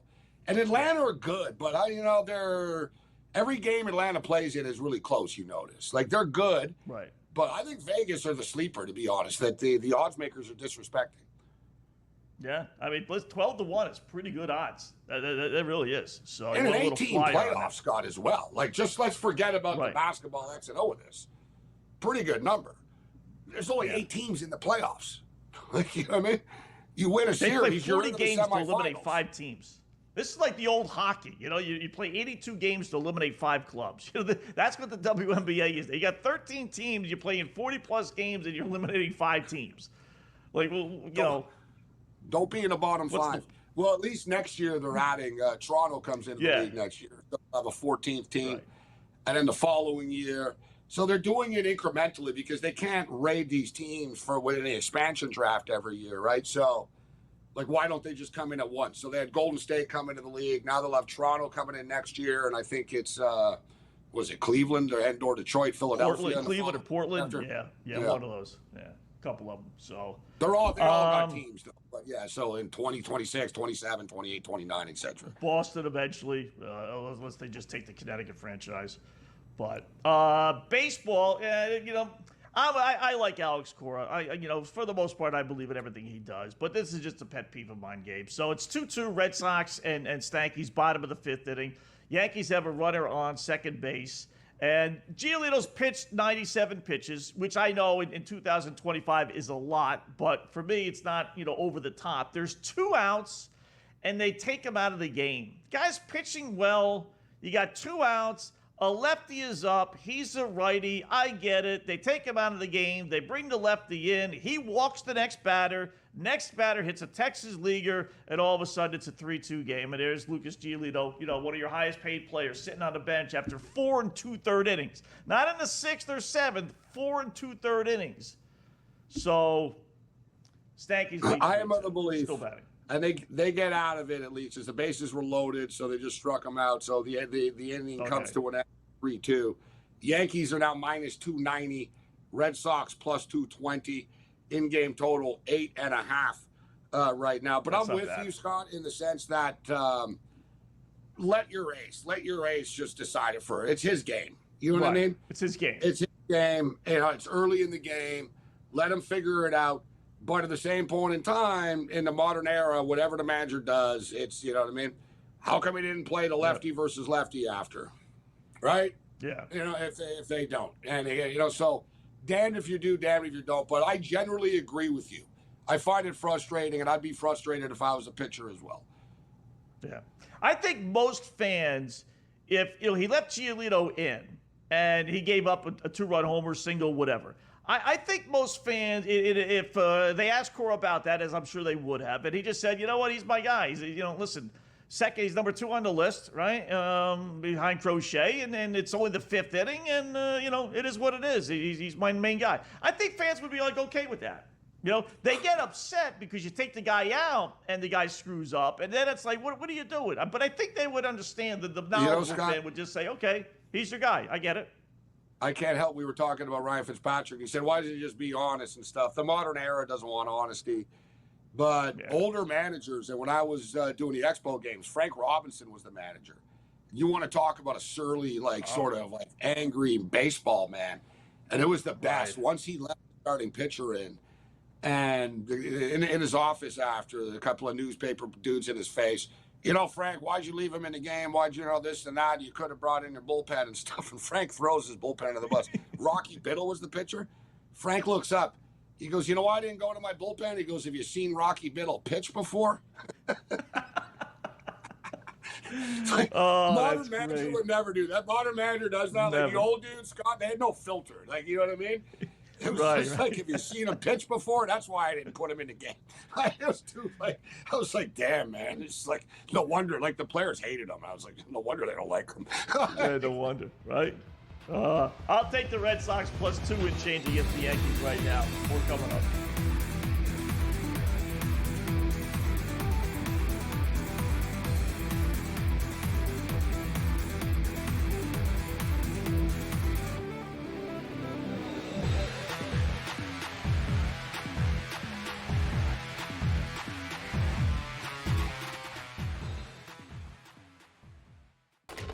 Enter into the magical world of McLuck.com, where even the smallest of spins can win real cash prizes.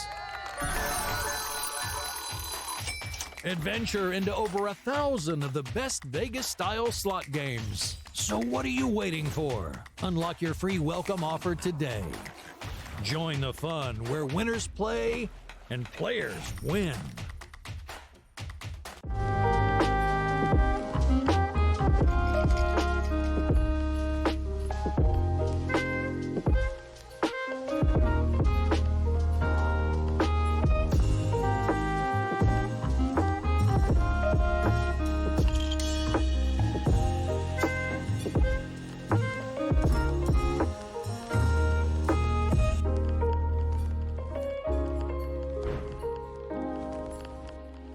We're going to go through every single thing, and I've got a great team behind me that's going to help me get the job done. I want this to be the place that people come to. There is going to be an energy to game time decisions that you will feel night in and night out. We are going to hit every single one of those markets that you need to know about. We will have everything at our disposal, and we will use that to our advantage. There is not going to be a better place, I promise you, than Game Time Decisions. I'm Kevin Walsh. Tune in to Game Time Decisions weekdays on SportsGrid.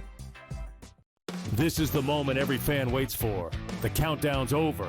The road to kickoff has begun. Play is here to stay. I'm not going to name names, Kevin. From win totals to player props, from division races to MVP debates, we've got eyes on every camp and data feeding 24/7, breaking down every angle across the league. Every pick, every edge, every line that matters. SportsGrid. Your road to kickoff starts now.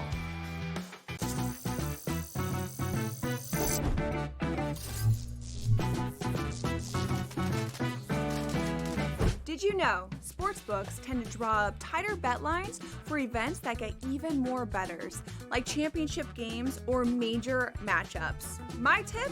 Try betting on less popular sports. You might have a better shot at beating those odds. Now, go get lucky. See you in Las Vegas. Let's get lucky.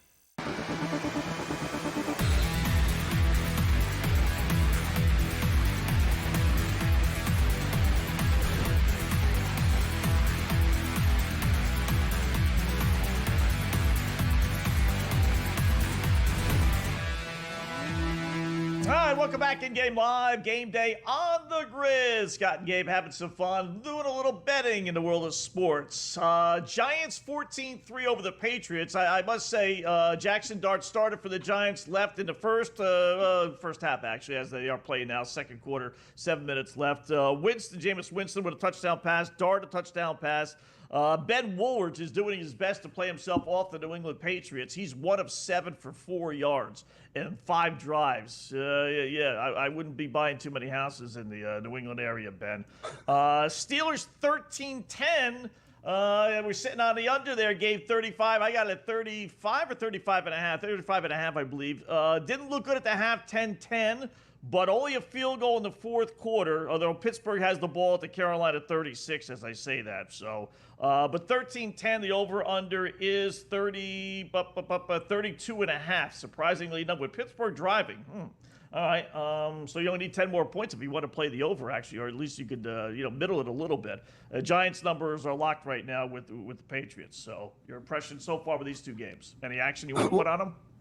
No, you know what? I'm going to stand pat right now. We've got the under 35 in the Steeler-Panther game, so we're going to hope for the best. We often see craziness, unfortunately, in the final minutes of these preseason games. So we have to just sort of like really, it's up to 33 and a half right now, 3rd and 2 on the 28. I'm hoping to get both, Scott. Let's hope we can hold. I'm hoping to hold them to a field goal here. Let's get a defensive stop, like stop them ideally. Right. But I got the Panthers plus 6.5, so I'm going to stand pat there. Similar situation.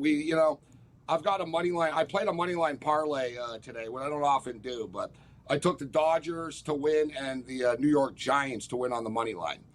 And it was like minus 122 type thing. So minus 112 or whatever, in that range. So I'm standing on that. Then I laid the points with the Giants and I played the over. So I'm already really involved here. And as far as the CFL game is concerned, we've got a fun game going on. The Alouettes, the 7-point underdogs, are hanging around. We're early in the third quarter of play, a couple of minutes in, 4 or 5 minutes in. But the Alouettes just marched down the field and kicked a field goal. So it's 16-13. We got a close game. The total closed at 47.5. The total is currently 48.5 right now. The point spread closed at 7. It's 7.5 right now. So if you're just jumping in, for the record, you can watch along with us, but watch the game with the sound down, of course. But it is on the CBS Sports Network right now if you want to jump in. I think this game comes down to the wire. Winnipeg have had a hard time closing teams out on the road. Winnipeg have blown leads this year. If the Alouettes lose, I think it'll be less than 7, and I think we can still get over 48.5. So if you're jumping in right now, there's still a lot of football left. I would say the over. I think my plays are still alive. I'm on the over, and I got the Owls, and I feel good about it. So you can jump in now if you want to. All right. Baseball, there's only one game to talk about. The St. Louis, Tampa Bay. I don't personally care. Bottom of the 5th, Cardinals lead 6-3, but those two teams are dead. Mark Zeno did get his extra run. So top 7, Houston 7-2 over Baltimore. So that game went over. He was betting the over on that one. That's good because I tell you, he makes some crazy bets. God bless him. Betting against a pitcher, Milwaukee, who's won 13 straight starts when he's been on the hill. Some guys just beg to lose. I love Mark, I really do. But some guys, Gabe, just. You just asked to lose. They've won 13 straight of his start. Why would you bet against that?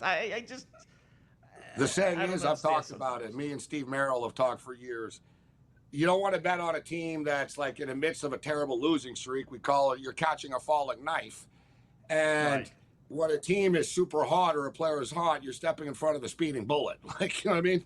You don't want to, why bother? Why try to dodge the bullet? But how about this? The story of the night, I think, Scott, has to be, we've got a final, actually, from the Barclays. 91-85. Big win for the Chicago Sky tonight. Angel Reese said she wants her sneakers to become like Air Jordans. Well, keep on winning, and you'll sell more shoes. So, good start, Angel. Good start. But, yeah, big win. Angel Reese finishes with 21. Cardoso finishes with 22. So a team effort, 91-85 win. And like you said earlier, Scott, this Liberty team looking for answers without Breanna Stewart in the lineup. Wow. How many INS you have for the Liberty? Man, she's in. Well, where's she? Isn't she supposed to be this megastar too? She hasn't been carrying the team without Stewart. That's exactly where I was going to go. That's where I was going to go, Gabe. Scott, it was 18.5. She scored 16. That's not star stuff. 16. You know what I mean? You know, not NBA All-Star three-point shootout versus Steph Curry worthy. You know, I'm not trying to put her down. You know, because she's a good player. No, but is she really a superstar? It's been weeks, Scott, we've been following this. You know what I mean? Like, she hasn't. And the thing is, too, it's like, Sabrina, the team needs you. Like, this is the time. Start hitting some threes, That's girl. when you know. What I mean? Like, you know what I mean? Like, the team needs you now. Yeah, that's when you know you're a Batman or a Robin. You know, you could be good when there's another good player on the court. Why? Because the other good player takes the attention away. So they're not double teaming you. They're not concentrating on you. So you could be the Jaylen Brown to Jason Tatum. But when the Jason Tatums and the Breanna Stewarts aren't there, now all the focus is on you. And if you don't perform like you did before, again, you know, listen, I'm not trying to criticize her that much, but it's just, you're just not a superstar player. You know, you're only the benefactor. It's like a defensive lineman, you know, getting all the sacks because the other guy's getting double teamed. Yeah. You know? Yeah. The second wide receiver, there's always the guy. There's always the Alvin Harper to the Michael Irvin, etc. Right? Alvin Harper, there you go. Yeah. There's always someone. But Jonquel Jones went off for 25. She's been a good prop player. So yeah, Sabrina's prop guys was 18.5. She got to 16 tonight. And Angel was 12.5. She got to 21. We've got a close one going on. The Atlanta Dream, good basketball team, Atlanta. They're up by 5 right now. So we'll get a prop update on that. And we got a WNBA game coming up that we're going to definitely bet on coming up later in Sin City. Yeah, it should be a lot of fun. In fact, we got Doug Farmer, covers.com, joining us in about 10 minutes. We'll do a little WNBA talk with him. So Red Sox tied up the Stanks 3-3. So looking, better with my over 8.5 for the total. And if you grab them, as we suggested, get 2 and change when they were down 3-2. Now you can hedge if you want to, or have a nice fat ticket on your hand. All right, more coming up.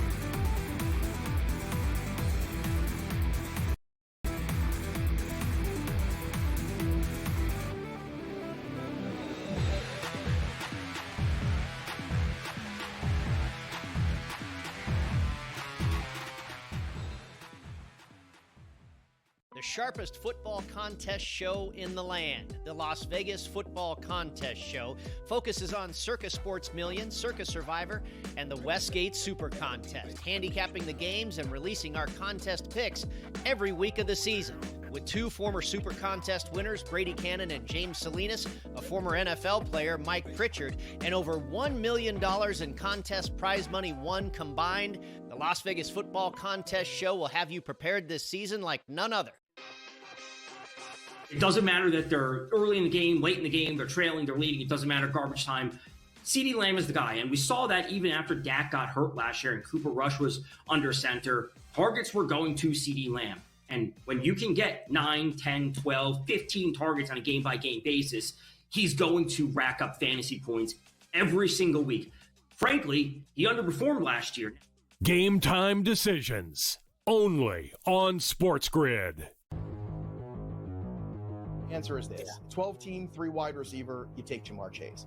In a 10-team league, though, where you have only 2 wide receivers to start, it's an interesting supply and demand situation with a roster like that. That is where the Bijan number 1 overall maybe comes into play, because you could take Bijan and then turn around. You're still getting 2 number 1 wide receivers in a 10-team league draft. Fantasy Sports Today, only on SportsGrid. In extras, knocked out the Reds 6-5. This team doesn't lose. And the only thing I want to say, Tom, is I just hope they can continue this. Now, what does that mean? 40 games in a row? Of course we know it's not going to be the case. They are peaking right now. We've seen so many times. Baseball's a long season. Boy, if the Brewers were playing this baseball on September the 28th, watch out. But they are sensational right now. Pro Baseball Today, only on SportsGrid.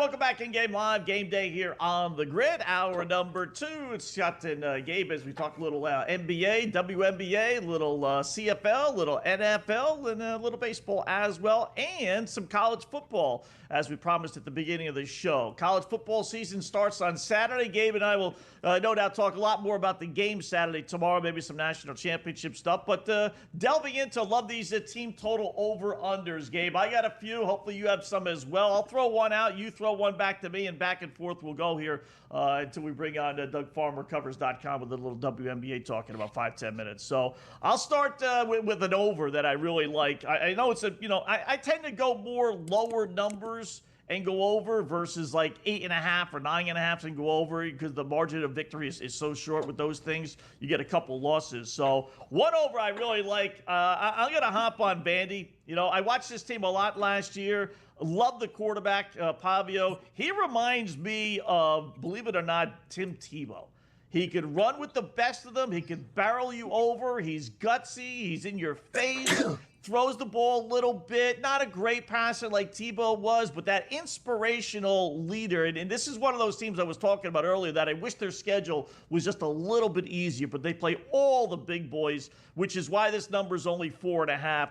But you know what? They got certain wins, I would think anyway. A couple of their games, including Georgia State, which they lost to last year. There's one more cupcake on their schedule. So I think they get 5 wins. They got 19 returning starters, including Pavia, the quarterback.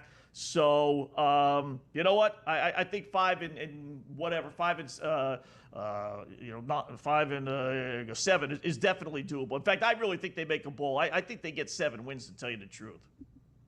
They are a scrappy football team. He is the sort of epitome of the college quarterback. And winning 5 games is manageable, as you stated. You go 5 and 7, but they do have an absolutely vicious SEC slate this year, and that's why the number is what it is. But I can't disagree with your opinion on it. I've got one here with an SEC team, Scott, and it's all about the schedule and other things, but the Missouri Tigers. The Missouri Tiger win total is 6.5, but it's shaded to the over at -165. But this Tiger team, they got 13 returning starters on defense. We're talking about a program that's won double-digit games in back-to-back seasons. They're just absolutely loaded. They bring in Prabula from Penn State. He hasn't fully won the job, and so him and Sam Horn are going to figure it out as the season goes on, but I'm comfortable enough. They've got, and they run the ball too, Missouri. They're not like a run and shoot type of team like some people might have a perception of them. So they can play smash mouth football, this team. And Scott, so their non-conference schedule, they open with Central Arkansas, Louisiana, Kansas, and UMass. Kansas game will be a competitive game, but they should win. And so they should be 4-0.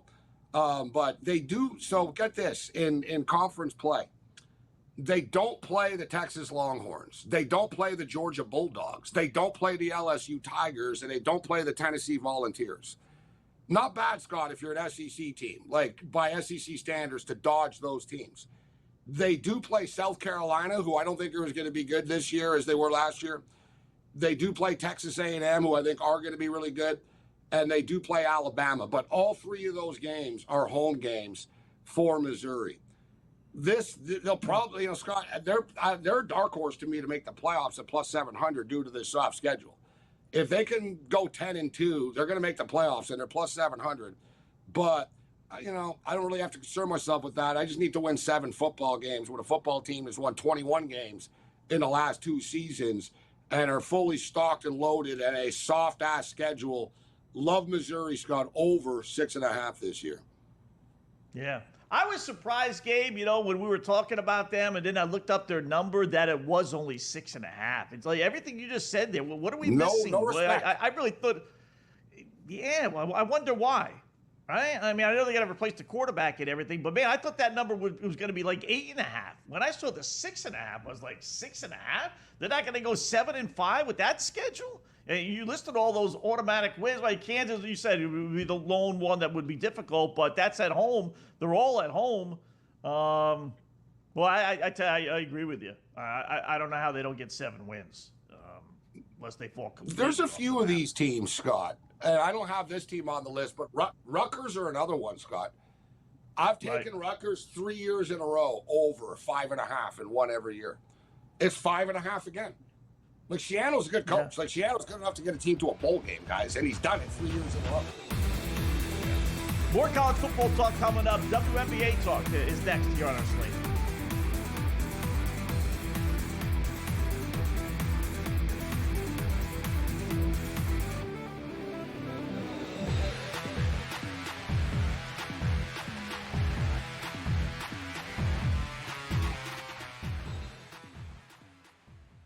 The sharpest football contest show in the land, the Las Vegas Football Contest Show, focuses on Circus Sports Million, Circus Survivor, and the Westgate Super Contest, handicapping the games and releasing our contest picks every week of the season.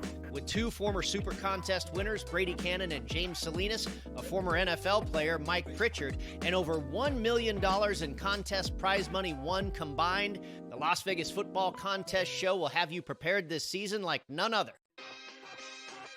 It doesn't matter that they're early in the game, late in the game, they're trailing, they're leading. It doesn't matter, garbage time. CeeDee Lamb is the guy, and we saw that even after Dak got hurt last year and Cooper Rush was under center. Targets were going to CeeDee Lamb. And when you can get 9, 10, 12, 15 targets on a game-by-game basis, he's going to rack up fantasy points every single week. Frankly, he underperformed last year. Game time decisions, only on SportsGrid. Answer is this: 12-team, 3 wide receiver, you take Jamar Chase. In a 10-team league, though, where you have only 2 wide receivers to start, it's an interesting supply and demand situation with a roster like that. That is where the Bijan number 1 overall maybe comes into play, because you could take Bijan and then turn around, you're still getting 2 number 1 wide receivers in a 10-team league draft. Fantasy sports today, only on SportsGrid. In extras, knocked out the Reds 6-5. This team doesn't lose. And the only thing I want to say, Tom, is I just hope they can continue this. Now, what does that mean? 40 games in a row? Of course we know it's not going to be the case. They are peaking right now. We've seen so many times. Baseball's a long season.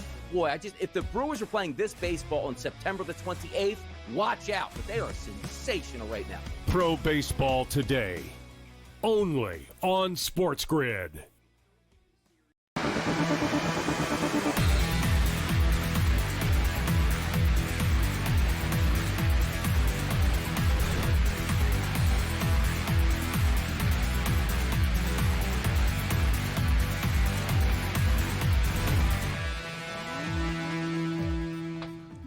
All right, welcome back in Game Live. Game Day here on the Grid. Scott and Gabe, hour number 2. We got a full slate of action, including some WNBA stuff from earlier today. One that's right down to the wire, Minnesota and Atlanta, with the Dream leading by 2 final seconds. And then we got the big upset from earlier today. So let us talk a little WNBA as we go to our favorite little website, covers.com, and bring in Doug Farmer to the program. Doug, Scott, and Gabe, how are you today, bud? I'm doing all right. If I seem a little distracted, it's because I've got that Lynx Dream game on just to my left here. I might be a little behind with my stream. I'm not sure, but if we're going to talk some futures here, we have to know how this game ends. Exactly. You know what? I like overtime. Give us overtime. That's what I need. I got the over points in this game. Yeah, let's go. And how about, I don't know if you guys saw last night. Any of you saw, Doug, Scott, the wild finish last night in the Wings and the Sparks game? Yeah, Kelsey Plum hits the running and shot at the buzzer, and same thing. I had the Wings plus the points, but I had the over in the game, and it was stuck at 79-79 for the last 2.5 minutes, guys. It was oh my God, this actually might go to overtime. And then who was it? Rakia Jackson throws the ball at someone on the Wings, gets the technical foul. Throws the whole sequence out of sync, but it doesn't look like it's going to happen overtime here tonight. Is it final right now? Did it just get there? If it's not, it should be any moment. 75. Anyway, I'm also laughing. I'm also laughing at the Liberty. You can't be in the mix for a top 4 seed and then lose to Chicago in mid-August. You can't do that. How can we take you seriously if you're going to make that kind of mistake? Man, they've been burning money without Breanna Stewart in the lineup. Me and Scott were talking about it. What's your explanation for for a championship caliber team that has just been so mediocre to bad for the last 3 weeks? Well, it hasn't been only without Breanna Stewart. I believe that did just go final. I hope so. I closed the window. It hasn't been only without Breanna Stewart. They were also struggling without Jonquel Jones. They are so top heavy. They have, you know what? I'm a Lynx fan. I live in Minneapolis. I will acknowledge the Liberty have the best big three in the league between Stewie, Jonquel Jones, and Sabrina Ionescu. But their bench has been just depleted over the years. They are so outrageously top heavy. As soon as he is injured, as soon as one of those three is slowed, they are struggling immensely. And that's going to become a continuing problem for them. Stewie's coming back pretty soon, but the playoffs in the WNBA are coming after the longest season in WNBA history. They're going to get worn out, and that bench is going to be a liability. So do you play them or no? They are still the second choice, Doug. I mean, you're confident she's coming back. There's enough time for her to get back into game shape if she does come back in the next game or two. But it's been a while. It's been, 11, 12 games. They're 2-8 and, now 2-9 and 1 against the spread. Barely 500 without her. Do you just throw this out the window when she returns and bet on them to win it all again or no?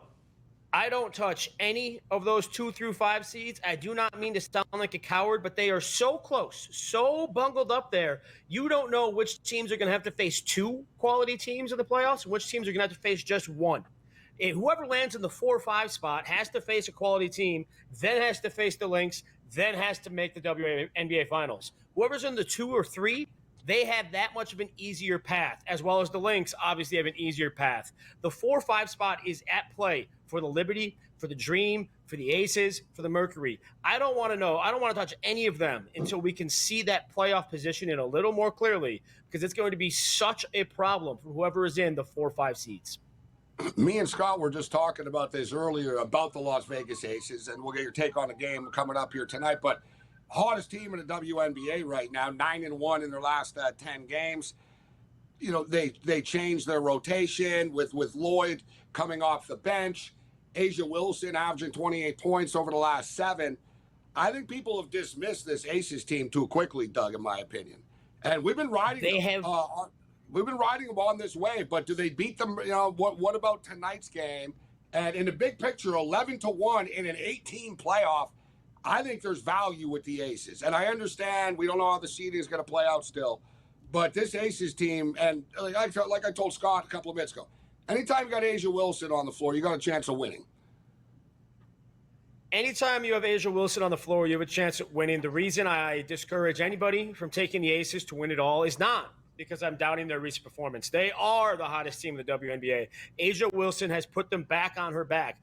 I would not go near the Aces to win it all because it is an indisputable fact they cannot beat the Lynx. If you're looking at a possible playoff matchup and it's just clear, you'll get trounced by the Lynx, which is what has happened all season long, happened last year as well.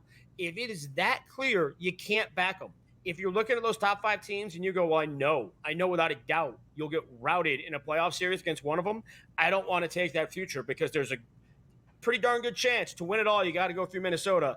The Aces cannot beat these Lynx. You want to explain it however you want, because the Lynx have big bodies and they can throw 3 or 4 of them at Asia Wilson because the Lynx have better ball perimeter protection and limits the ball from getting into Asia Wilson. However you want to describe it, it is still true. I am out on the Aces to win it all, although I am in on the Aces to make some noise before they face Minnesota. All right. How about we're both on Asia Wilson over 24.5 points tonight. She's hit that number 6 of her last 7. She scored 30 points like it's nobody's business. Doug, I mean, is she not getting at least 25 tonight?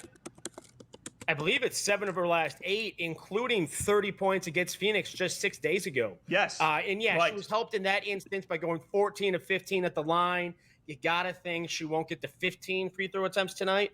But I am absolutely with you. Asia Wilson, over 24.5 points. You can get that close to even money if you look around. She is – the reason the Aces are putting together this run can be directly attributed to the championship-demanding player they have in Asia Wilson. She saw their season going out the window as they slid down the standings and has said, no, that's not going to happen. I'm going to drag us into a competitive playoff series rather than facing the Lynx or the Liberty in the first round. Another player that has been hitting shots for the Aces has been Jewel Lloyd. I've been having some success, guys, with her over 1.5 3-point shot prop. And she's been on fire, but she's coming off a 1-for-3 night yet. I'm not going to get discouraged. It was a nice run, 5 of 9, 2 of 5, 4 of 8, 3 of 7, 3 of 7, 7 of 11. She had the 1 of 5 night mixed in there. But she gets the attempts, Doug. And, you know, it's 1.5 tonight. It is minus 150, but I've been riding this along with the A'ja Wilson and the Aces wave. So I'm going to play the Jewel Lloyd. But any opinion on the total of the basketball game tonight? They just played and they put up 169. What do you think about the total tonight? The logic said to take the over. My math said to take the over. I could not get myself to take the over because the game is so important. I think at this point, we've got 9, 10, even the Aces have only 8 games left in the season, and these 2 through 5 seeds are all within half a game of each other. And I just worry it's going to develop a playoff mentality among the players. They know this game is worth 2 of any other, effectively. And that alone scared me off taking the over because I could see more likely in the coming out of the second half just absolute determination and physicality from everybody involved. And there are so many veterans in this game. You look at the Mercury, the big 3 they put together is not discussed enough. Alyssa Thomas, Dewana Bonner is their 4th, Satua Sabally, Kalia Copper. It is such a veteran team. I was not willing to bet against the defenses with these stakes. So you're betting the Aces tonight, though? I am betting the Aces. I took them at 1. I'm not getting in front of this train. They've won 8 straight. They've gone 8-2-1 against the spread in their last 11. They've exceeded bookmakers' expectations by 6 points per game if you remove the most extreme from both sides of their last 11, which was a back-to-back with 2 blowouts. Take those out. They're exceeding expectations by 6 points per game. Why can't they beat Minnesota, Doug? Not saying, prove me wrong. What is it that prevents them playing well against Minnesota in your eyes? Bridget Carlton, Alana Smith, and then you still have Nafisa Collier to throw at A'ja Wilson. Nobody else in the WNBA can D her up every single possession like Minnesota can. All right, so 12-1. Nothing worse than having a ticket that's so big but loses versus a ticket that's so small and wins, but that's okay. Doug, great job, man. Covers.com. Do appreciate it. We'll do it again soon. Sounds great, guys. Thanks.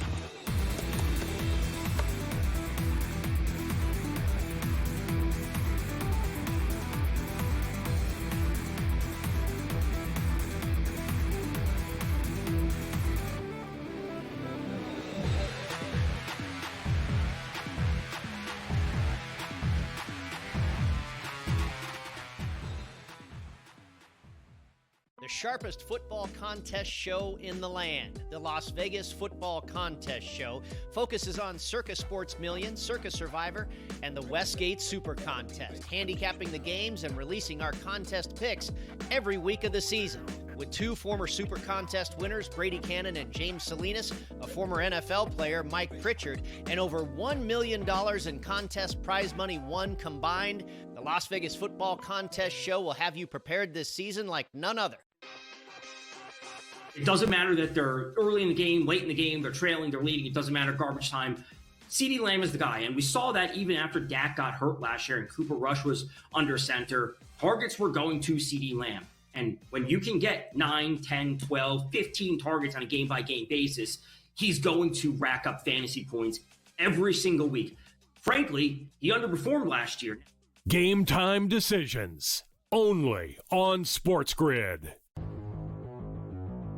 Answer is this. 12-team, 3 wide receiver, you take Jamar Chase.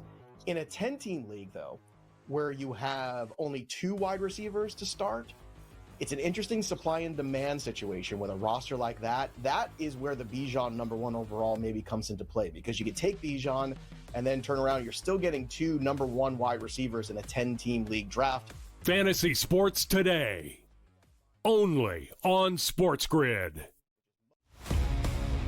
In extras, knocked out the Reds 6-5.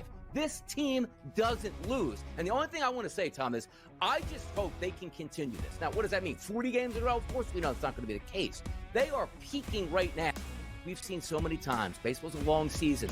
Boy, if the Brewers are playing this baseball on September the 28th, watch out. But they are sensational right now. Pro Baseball Today. only on SportsGrid.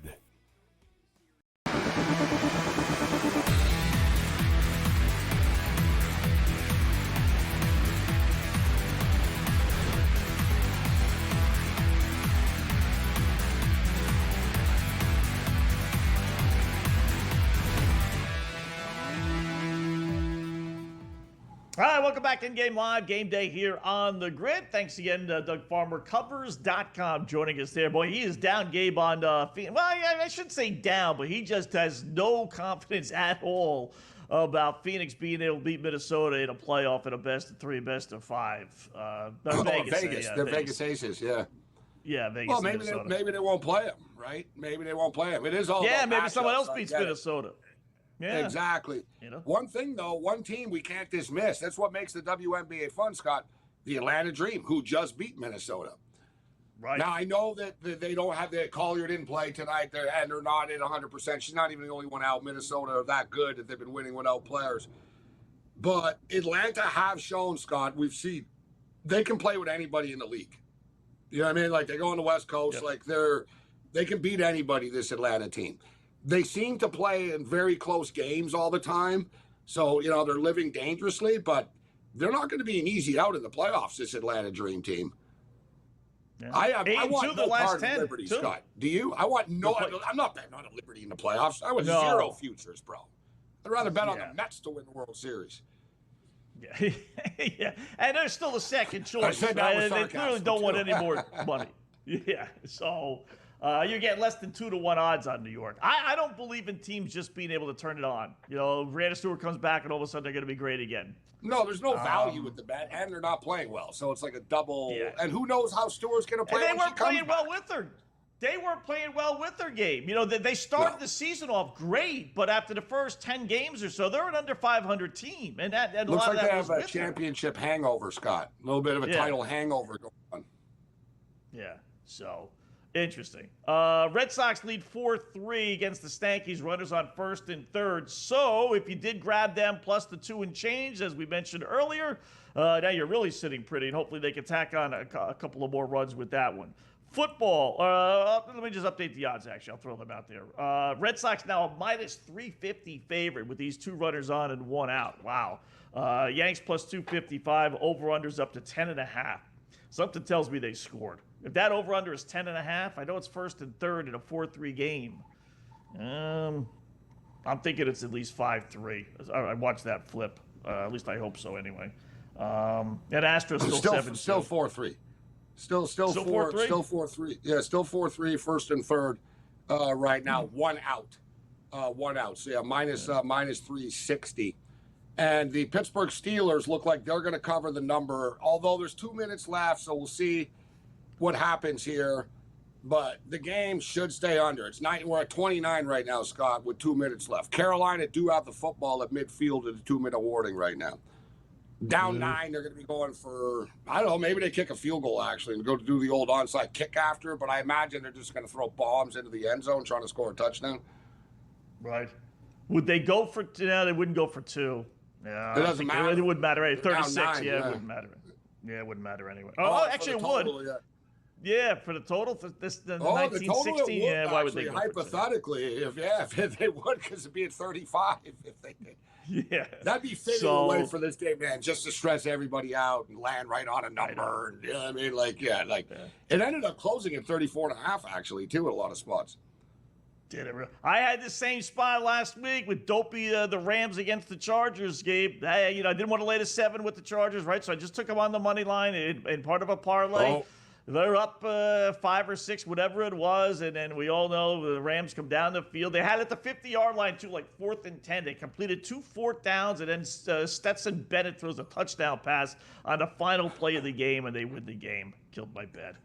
So. You get a lot of the final play of the game stuff in this preseason or late in the game. And in typical Wild fashion, of course, Scott, it was like 3rd and long from midfield. They got the first down. Yeah. Not like they're on the 30-yard line now. So, but it's under a minute left, 2nd and 6 on the Pittsburgh 30, 19-10. Giants up 14-10, so they were up 14-0. And the Patriots have battled back. So we've got a 14-10 football game. Total 40.5 now, Scott. We got that 43, so it's less than what the total was. It's funny because we're at 24, we're on pace, but the odds makers say we're not. They made 40 and a half. Just funny, back to the Carolina game for a second. This happens all the time, right? But first so and it's 10 19 out of 23 now. They keep getting first down. Sorry, go. Yeah. And here's the difference. Here's your gambling bet, right? Right now, it's the favorite and the under. Pittsburgh laying 6.5. They're leading by 9. Game's on under. If Carolina scores this, by the way, absolutely meaningless touchdown, then it's going to go from the favorite and under to the underdog and over. It's just on one drive. Just the fickleness of gambling. Exactly, on the dependent of the next 3 plays, essentially, Scott.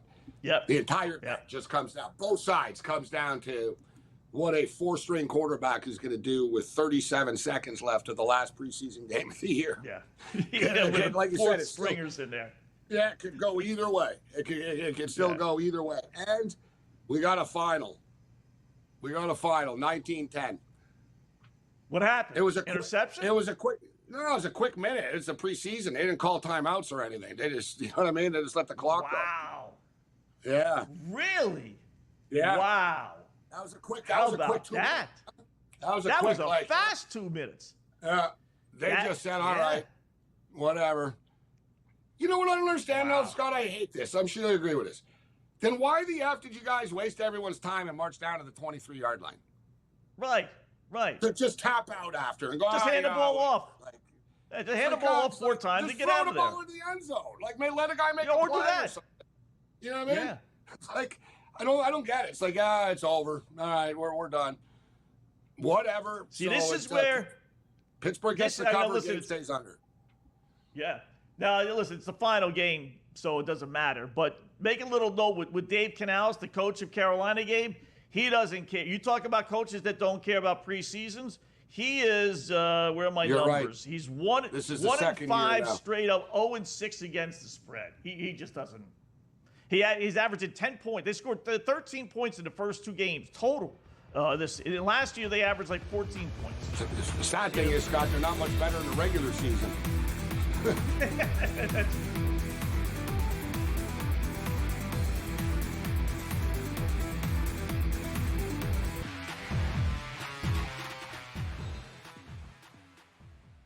The sharpest football contest show in the land, the Las Vegas Football Contest Show, focuses on Circa Sports Million, Circa Survivor, and the Westgate Super Contest, handicapping the games and releasing our contest picks every week of the season. With 2 former Super Contest winners, Brady Cannon and James Salinas, a former NFL player, Mike Pritchard, and over $1 million in contest prize money won combined, the Las Vegas Football Contest Show will have you prepared this season like none other. It doesn't matter that they're early in the game, late in the game, they're trailing, they're leading. It doesn't matter, garbage time.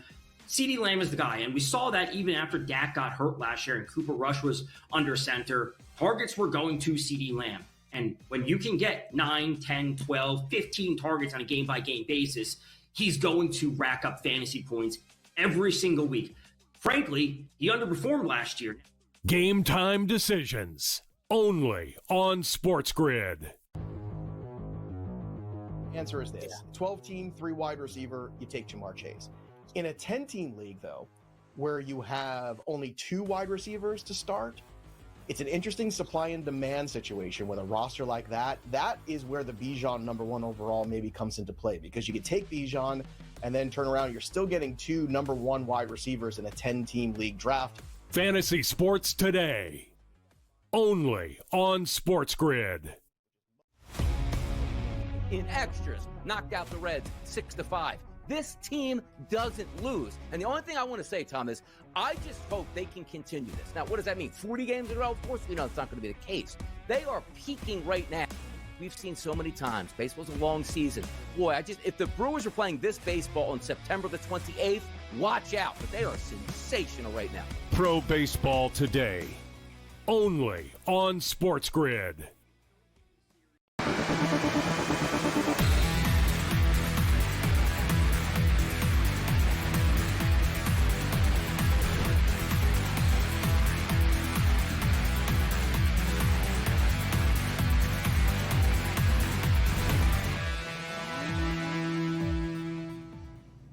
All right, welcome back in Game Live. Game Day here on the grid. Fast 2 hours flying along. We had a little baseball, little WNBA, little NFL, preseason football, CFL action, final segment, final chance to get some of our plays out one more time.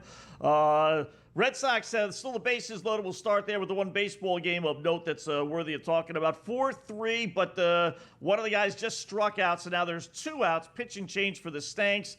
I'm still surprised that over-under is 10.5. I really am. Maybe I get it with bases loaded 1 out, but bases loaded 2 out, they don't score here. I don't think that's going to be 10.5 in a 4-3 game. So sitting on the over 8.5, but it is that.